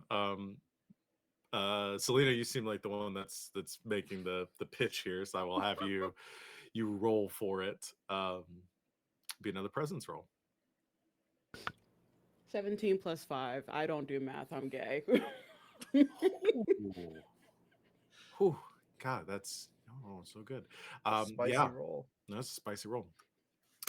Yes, more than enough. You see, she looks down at you after consorting with her companions, and says, "You make a persuasive argument. What was your name?" You may call me Luna. Luna. Never give people your real name. Those are Fae rules. Just in case. Well, you know what? We're inclined to take you up on your offer here. You and your cohort. So we just split whatever comes out. Or you're going in there for your own thing. So you're not asking for like a. I'm losing this accent. You're not asking for like a cut of the takings here. No. We like books and murals, and Just maybe some books. clothes here and there. You are a weird group if you're coming here for books. Hey, it makes you want to help us too. Whatever helps. All right. Well, fine. If we said we wanted half, then you'll try to betray us. If we just say we want nothing and you believe that, then duck. And you seem like such a wise leader. I can see it within the stars itself. Do you like tarot cards? Just continue confusing people. Yeah. She's fully turned around by your logic here. It all makes sense to her though. She says, "Right, okay, well, fine. You come up here. I don't know how far this thing goes down. If you want to check it out and see if there's a way inside, then send people up this way. Anyone you find that's still living, perfect. That works. That works just well for me. Um, you got your own rope though, so you're gonna do your thing, getting up here. While this whole conversation's happening, I've just been like hanging halfway up the wall. Like, Yeah, just like fully scaling the You side. can, you can keep Batman. going up. You can go up now, Great. Dick. Katla, you're the furthest kind of fan. You've got the most eagle-eyed vision on this. Make me besides well, yeah, I guess besides the literal hawk, but yeah. Bellum takes the offense to the eagle vision. Yeah, you know what, that's fair. That's on me. Make me a presence roll. And Selena, I'll let you do the same on Bellum's behalf as well. Since he doesn't have stats or anything, we're just doing that through your perception. 11. No, sorry, 13. 13 presence. Nice.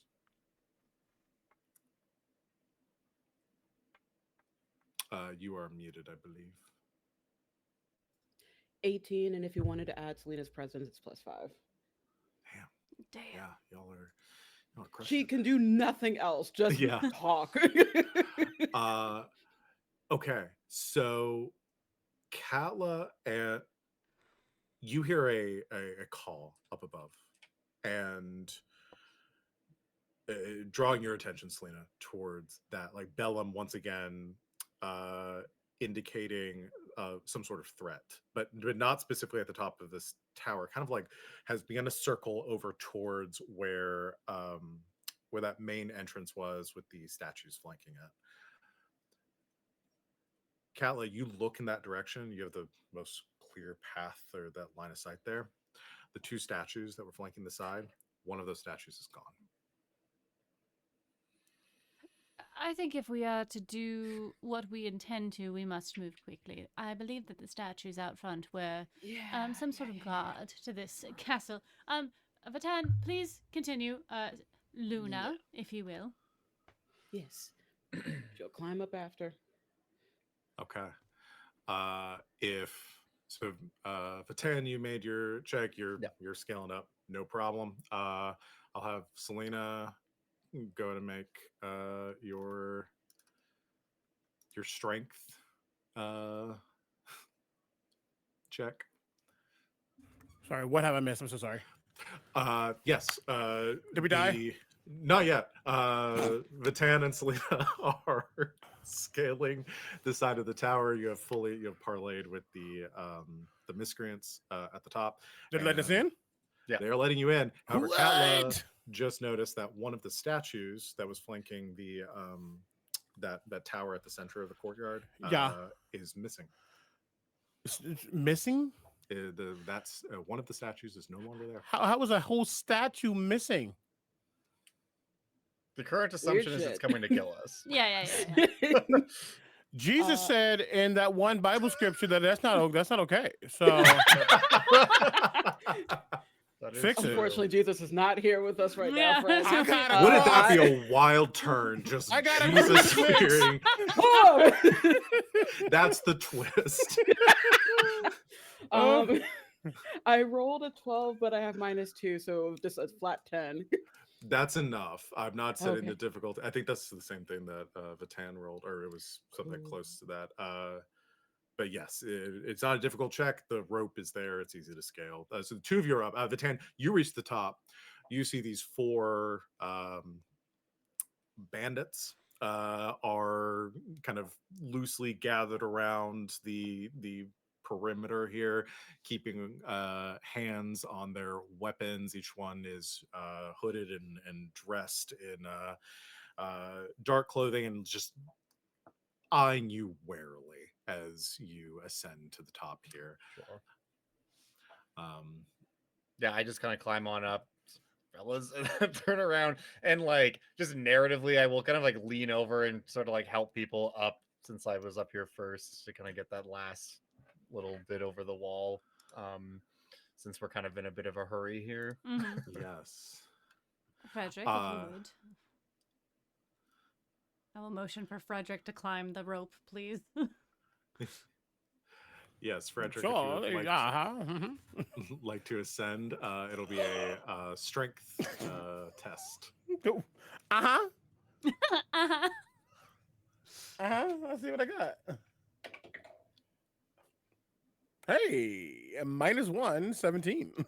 Let's go. Damn, you're killing it.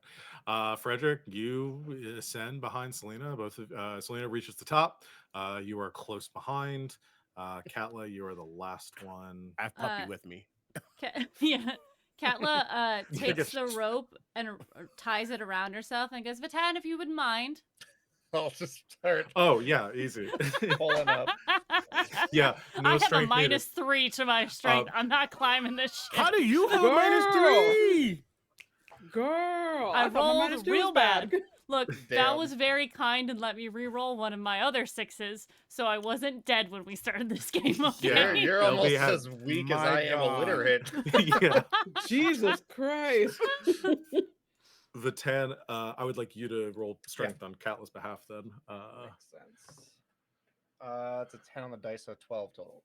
Okay, you begin to pull her up. Katla just ascending one foot through like a loop tied at the end of the rope up to the top. As tension is reached here, well, as Katla is ascending, I don't know if she's told everyone or made everyone aware of the looming presence or the missing statue. Bellum again is still on alert, Selena, you're keeping an eye out for whatever he's calling out about. Um, She will just warn about danger. She just doesn't really know what the danger is yet. yes, exactly. It's hard for him to communicate an exact location. Um, Calla, just as you're reaching the top or ascending and kind of hoisted over by Vatan, the the bandits up here, kind of in this close proximity. It's about like 15 feet across here. Gesture to a hatch at the center of the floor. It looks like some sort of portcullis or something to that would descend down into the tower itself. Gestures there and says, "Right, well, that's your best bet if you're looking to go in. I'm not really sure what you're going to find in there. We did not want to go inside, so why don't you just hoist yourself in, see what the muss is about, and send anyone who's got any loot our way. All right, sound good here." She reaches down to open the hatch, and just as she does, you hear a what sounds like a this like something approaching very quickly, like the sound of an arrow at first, but it's grows louder, and you turn and you see one of these bandits. Blood splatters across your vision as their head fully explodes from the impact of something hitting them from behind, and their body just falls into the stone in front of you. You see a chunk of brick just collapses or just slams into the other side of this low parapet wall, sending chunks of debris and rock up in every direction. Immediately, the other three bandits panic, scream, shout. The one you've been speaking with says, "The bloody fuck is that? Is that you?" Points Doesn't to look like us. Do you really think that we have the power to just explode someone's head like that? No. Be uh, smart. there's another sound of a whoosh, something else goes flying overhead. Another piece of rock. This one just narrowly skimming over the top. Everyone is ducked down. Flies over top. Where's it coming from? As you turn your head to look at the direction, you see one of the towards that tower at the center with the burnout torches in it. The other statue that is currently standing there, reaching down, pulling off a chunk of rock and just hurling it in the direction Duck! of your cohort. As you yell to duck, everyone gets down and it just slams into the low stone wall behind you. The whole, as it hits the wall, you feel the stonework, this already old, decrepit tower, kind of just shifts ever so slightly. Thank you very much. I'm going to motion everybody into the hole. There's screaming and panic as you are trying to clamber down into this hole. I would like to. This won't be a full like comment thing, but I at least want to go ahead and just to get the timing of all this right, do an initiative roll here. Sure. The initiative is very simple. Or there's a couple ways to do it here. We're going to do it in the simple way, where I'm just going to have one of you roll a d6. If it's a 1 through 3, the enemies go first. If it's a 4 through 6, y'all go first. Whoever wants to roll it can. Whoever wants to volunteer for it, Calla, do it. You were leading us. go for it. Let's roll d6. Our fate is in your hands. That is a 3. That means the enemies begin. You have killed us. That's my bad. I'm sorry. I was trying to get y'all in the hole. LB did Y'all tell us didn't that move she fast almost died in character creation, so I don't know what We trusted her rolls. You at the beginning know, here. true bestie. True. Not wrong. Before, as you're trying to usher everyone in, Katla, there's another shake that runs through this tower, and you see a stone hand grabs the top of this low wall and begins to hoist itself over. You see the statue of this faceless knight. The face has cracked, exposing some sort of flesh underneath that's stringy and just barely held together by bits of viscera and muscle. And at the center of the face is a single, like, crimson eye. The stone itself is like, this isn't an animated statue. This is, you're seeing the gaps between it as some sort of creature underneath has animated the stonework and is compelling it to its bidding. And with this squelching, cracking noise, it begins to pull itself over the top. I am just going to make a roll to see who it swings at as it reaches the top here. There are 4 of you and 3 remaining bandits here. So I don't have a D7. So I'm just going to roll a D8 and I'll re-roll if it's an 8. That is a 7. That's going to be one of the bandits. This creature, whatever it might be, this animated statue, swings out, and all of you duck down towards this tunnel, this escape. One of the bandits around the edge is just a little too slow, and you see the statue grabs him by the back, just crushes his spine in one hand, and hurls him back behind him into the distance. You just hear a short-lived screech as he slams against a far wall. That is all he does, though. Y'all's turn. You're going to try to clamber down this as quickly as you can, I'm assuming. Yes, please. Yeah, please, thank you. Okay. Let's just do we'll do this all at once. Let's just do an agility roll for the group and see how you all do. If anyone falls short. I'm scared. Difficulty here is just going to be a 12.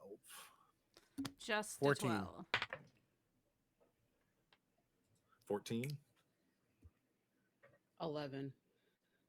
Okay. 5. Okay. 17.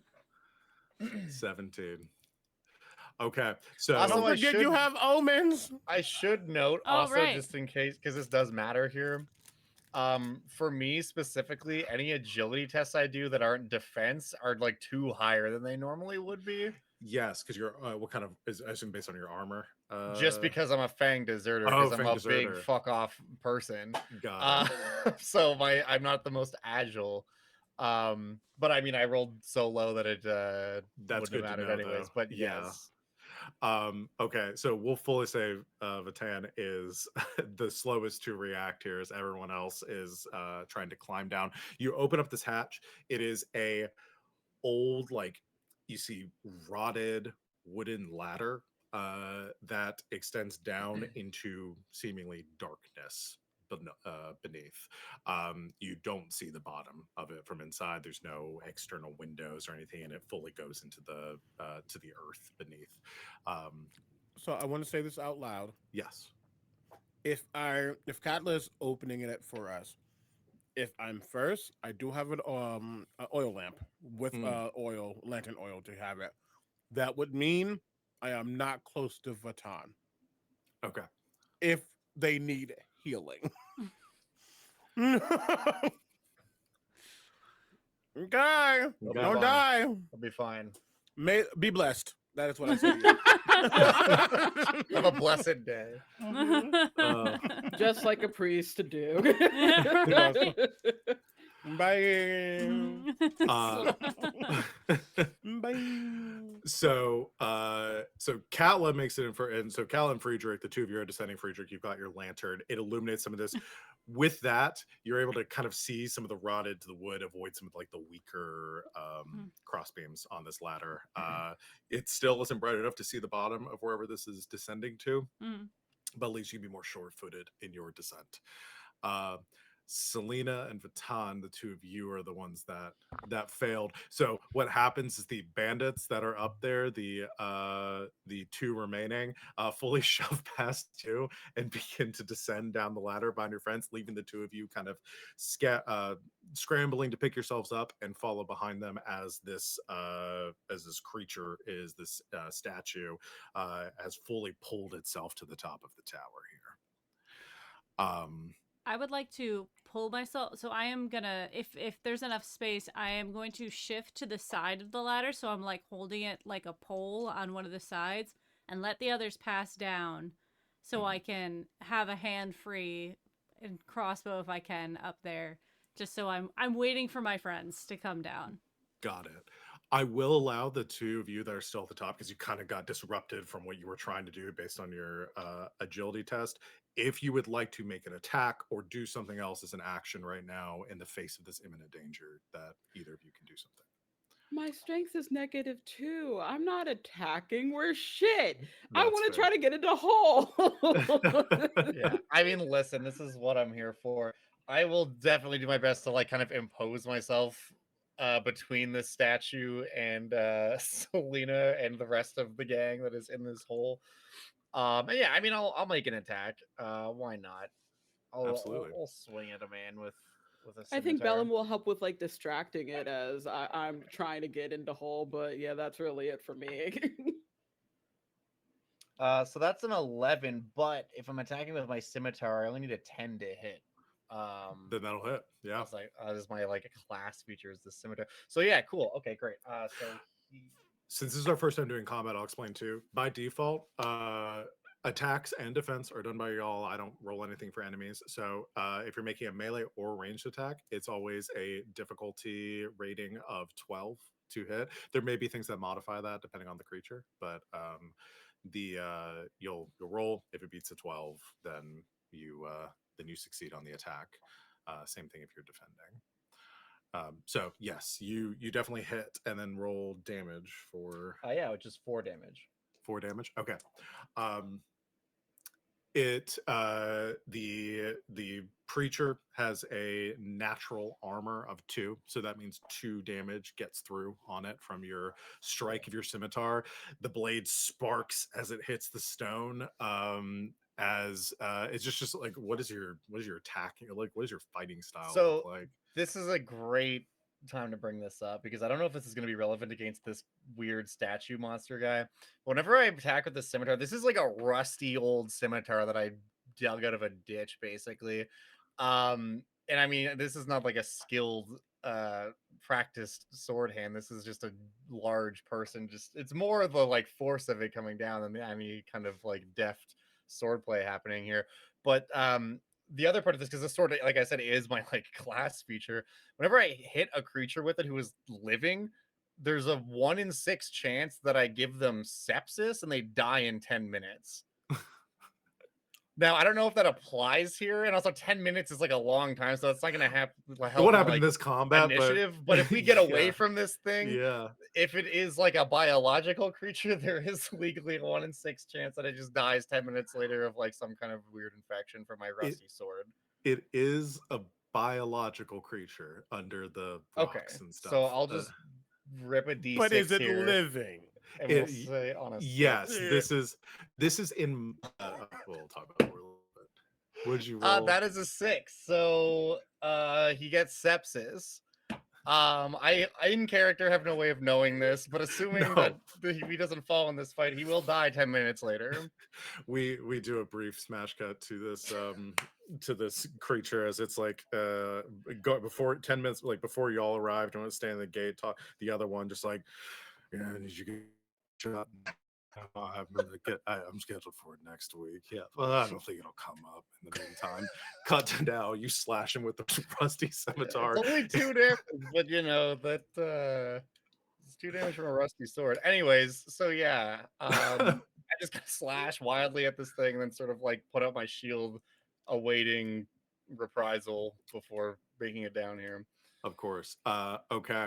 Anything else? Callie, you were aiming up with your crossbow. I'll say if you want to try to make a shot against it as you're like kind of hanging on. Yeah.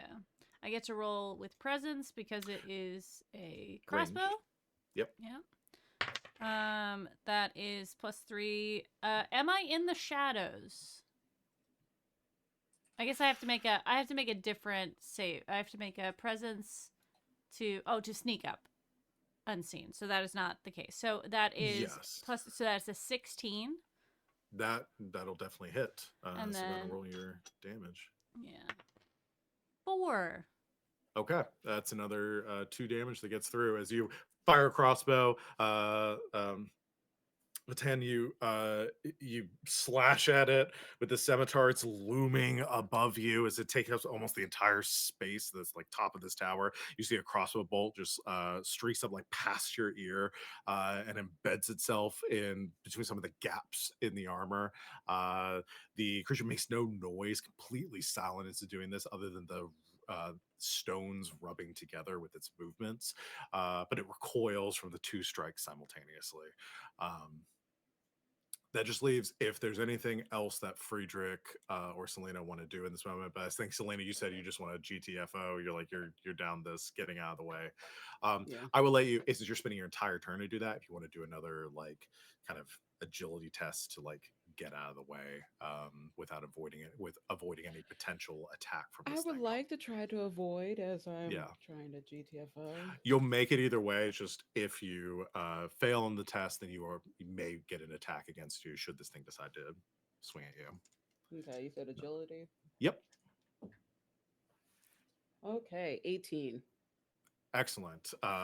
You kind of getting behind Vatan and ducking out of sight, able to very quickly descend down this ladder.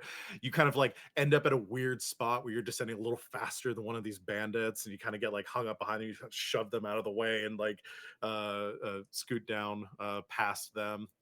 There's a lot of yelling and screaming and profanity going on between these bandits as well. Friedrich, is there anything else you want to do? Oh, I will also say Bellum. You just kind of flies just down. nose dives in. Yeah. Yeah. Well, Friedrich, you have a yapping dog in your ear as he's like clinging onto your back, just trying I've to. already like given a little bit of like the dried meats that I have. Yeah. Just to keep it preoccupied. Keep them preoccupied. Bandits are down. Once we get to the ground, like what are we looking at? So you are still seeing ladder, like just darkness beneath you in a descending ladder. You haven't quite reached that point yet. Actually, if you want to just use your turn to descend as far as you can to reach the bottom without doing anything else, then I will allow you to do that. I don't think he wants to leave the group behind. Okay. That's not it. I guess I didn't know if it was there already. So no, he at the very least, in any way that I can assist people getting down, getting out of that. Cause I think our plan is not to stay and fight.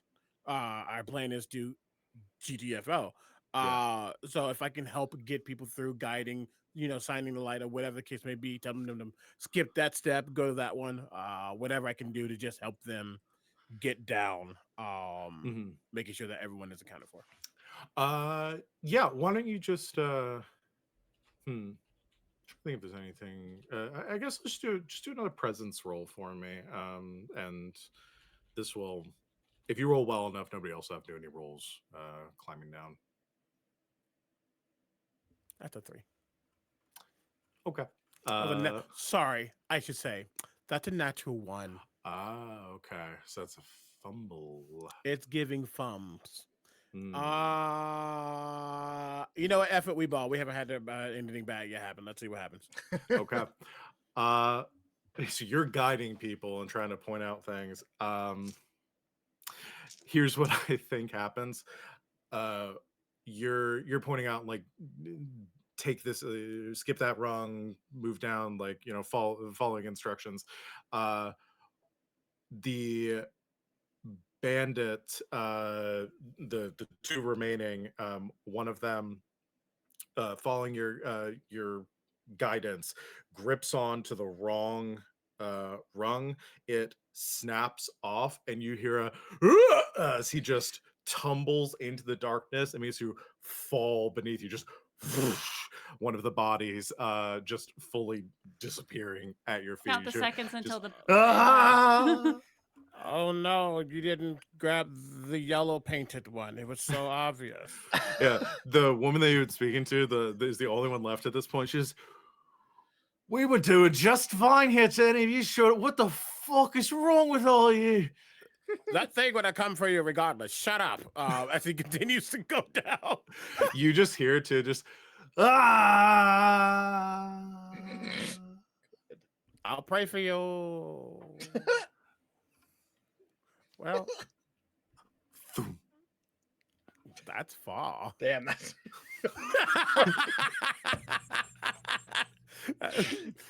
Noted. This is good information. Mm. I'm going to circle around to, because I think everybody's had a chance to do something at this point. Circle back around to the creature's turn. we don't have to do Unfortunately, I must. Vatan, it stares you down, that single eye at the center of the amalgamation of stone and flesh and now sepsis, as it rears up two hands, like collapses them in front, like making a double balled fist. But you watch as these stones, like, and the flesh sort of it merges into one, like, massive, like, boulder, and it reaches up over its head and slams down in your direction. I'm gonna have you do a defense roll for me. that. I'm gonna do my best. And I believe you're it's an agility roll, and so that'd be a 14 for you that you need. Well, the only exception to that rule is defense. Oh, is defense? Okay, perfect. Defense is unaffected by that. And Okay. because of the scimitar, I actually only need a 10. Because the scimitar makes it so you only need a 10 on attack and defense to succeed, which is kind of nice. But I rolled an 18 plus 1, so that's 19 total. Excellent. So here's what happens. You see this massive boulder going to slam down at you. I think you think better about just like trying to block it at this point and sort of kind of pivot, parry it to the side using like the blade of your scimitar to deflect it just enough that you take only a glancing blow from the impact. As it hits the tower at your feet, though, you feel another shift and see cracks begin to form in the stone around you. Friedrich, Katla, Selena, you see crumbling bits of stone and brickwork begin to fall around you as the tower itself begins to list and shake. The ladder, some of the rungs beginning to fall out as you're holding yourself in place.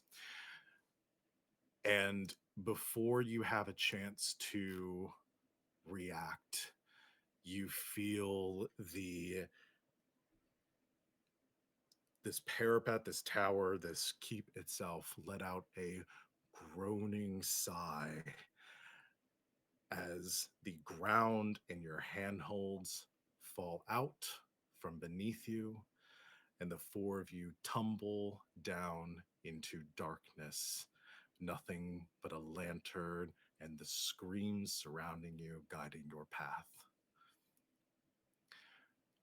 And that's where I'm going to end. You son of a bitch! You son of a bitch! What a great! So we heard episode, how far that one guy fell. You know what? And now we're falling. It fell at an angle, so maybe we're sliding down like a. Maybe. I want to argue that maybe Bellum has really strong bones and maybe is able to help me from not like falling to my death.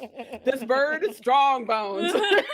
I full on am expecting Vatan to be doing sort of a Gandalf and the Balrog thing where the two of you are fighting on your way down. We're just falling, stabbing him with the rusty scimitar. With the scimitar. Sepsis sword, the blade of sepsis. God, the sepsis coming into play immediately though is. I do love it. The first attack roll I made, it came up as a 6. So hell yeah, for me. It's excellent. It's excellent. Well, thank you very much, Val, for running us this first episode, and thank you to all my players for hanging out and playing this lovely game and agreeing to play on my channel tonight. So thank you very much. Is there any end of session stuff for this system? There is not an end of session. If we want to do stars and wishes, I usually do it as the end of my game, but I'm fine either way. Whatever you want to do. But. Yeah, we can do that off stream so we can, love each other and cry if we need to. But let's go around and everybody say who they are and where people can find them. Let's start with our wonderful GM, Val. Please tell people where they can find you. I didn't think you were starting with me and I was taking a drink. Hello, everybody. I'm Val, you can find me at the Kraken's Crown. I'm mostly over on game nights or GGK or G Game Nights, however you want to say it. I run a couple games over there. Fistful of Darkness, we do Weird West, kind of cowboy shenanigans on Tuesdays. And then starting on Saturdays, I'm going to be running a game of Good Society, where we're going to be doing Good Society in Space, or I'm sorry, Good Society in Space, sort of Dune inspired. It's going to be a lot of fun. So come check us out. We're going to start that on the 15th at 3 o'clock Eastern Time. That's me. Oh, Omega, go. Hello, friends. My name is Omega Jones, again, also known as Crip Art across all social media channels. I do too much many different places. You can find me over on twitch.tv/surfeffers on Tuesdays and Saturdays. Also on twitch.tv/Wounded Warrior Project for the Fourth Age, which is a multi-award-winning Lord of the Rings, the One Ring RPG actual play. That's a lot of words. It's a great time, and it's a charity campaign as well, as we support the Wounded Warriors out there. Thursdays over on twitch.tv/Captain Robert for Vecna Eva Ruin, and Fridays over on twitch.tv/Greyhead Chronicles for Shadows of a Baldur's Gate, which is a spiritual successor to Baldur's Gate 3 in D&D actual play form. It's a good time. Aside from that, I'll be at Pack Some Blood. Come find me for Oops All Hembos on the main stage on Friday and a panel on Saturday. That's me. I'll pass it over to Ava. Well, hello, my darlings and dears. It's your Madam Ava here. You can find me anywhere, Madam Ava Couture, except for Threads because I refuse to do Threads. But I love the hellscape of Twitter because it makes me chuckle on occasion, so you can find me over there. In the meantime, in between time for the rest of the week, you can find me at the Fusca channel for some D&D, where I'm really, really hoping that I can kill my baby daddy because he's a horrible, horrible man. And then you can find me back here on Sundays. On occasion, you'll find me on Folk and Myth. This week, I'm not going to be in this session, but the following week, for next Friday, I'll be back with some Vampire the Masquerade, playing Claudia, who is being stressed out by a French person in the spirit of Interview with a Vampire. Because, damn it, Claudia's always get stressed out by white French people. And making it over to LB. I'm gonna send it to Josiah so I can end things out. Sure. Yeah, that's me, Josiah, or Dungeon Dad on the internet. You can find me pretty much exclusively on YouTube, where I make videos about D&D monsters, where we do deep dives into all creatures from older editions of D&D. We convert them to 5th edition, give them new art, breathe new life into them. It's a whole thing, and also spreading the good word of Borg. That's basically all I do. Is I just live in a cave and make YouTube videos. So that's where you can find me. Yeah, I guess I do also legally have a Blue Sky account because I did leave the hellscape that is Twitter. So you can find me there. Which brings us to LB. Yeah. That's you. It's on you, that's dog. me. Hi. Take us home. I shall. Hello, everybody. I'm LB Hackemup. You can find me at LB Hackemup on Blue Sky and on Instagram. I'm Hack Recklessly here on Twitch and on YouTube, where you can find all of the VODs of all of our previous episodes, where you could see inspiration from one of Josiah's videos. Chompy, the T-Rex who wished himself to be a purple dragon, was from one of his videos. So one of my favorite NPCs that I put into a game. You can find me next on Folk and Myth tomorrow, where I'm doing a solo one-shot with Bleak, Vampire the Masquerade. I'm back playing Tiffany, and she is going to be learning some stuff about herself and about the world at large, because boy, does she not know anything about the vampire world, but she just likes killing people. You can find me on Nerd Immersion on Wednesday, where we will be doing our Lost Mines of Phandelver Below and Beyond. We're going to maybe go back to my home to visit my parents. Who knows what's going on there. Thursday night, we'll be doing another Vampire the Masquerade game, where you will see Tallulah, who, if you haven't seen my Instagram or my Blue Sky account, is a vampire from the 1920s who everybody loves. She's just such a sweetheart, and I'm excited to play her. We've got the whole Crit Hit crew for Thursday nights there. And then I won't be back on this Sunday, but this game will be back on the 16th of November. You'll see us in 2 weeks for the next chapter of this game, which I'm so excited for. So thank you to everybody who's been watching. Thank you to all the raids that have come in. We love you very much. It's been good to have you in chat.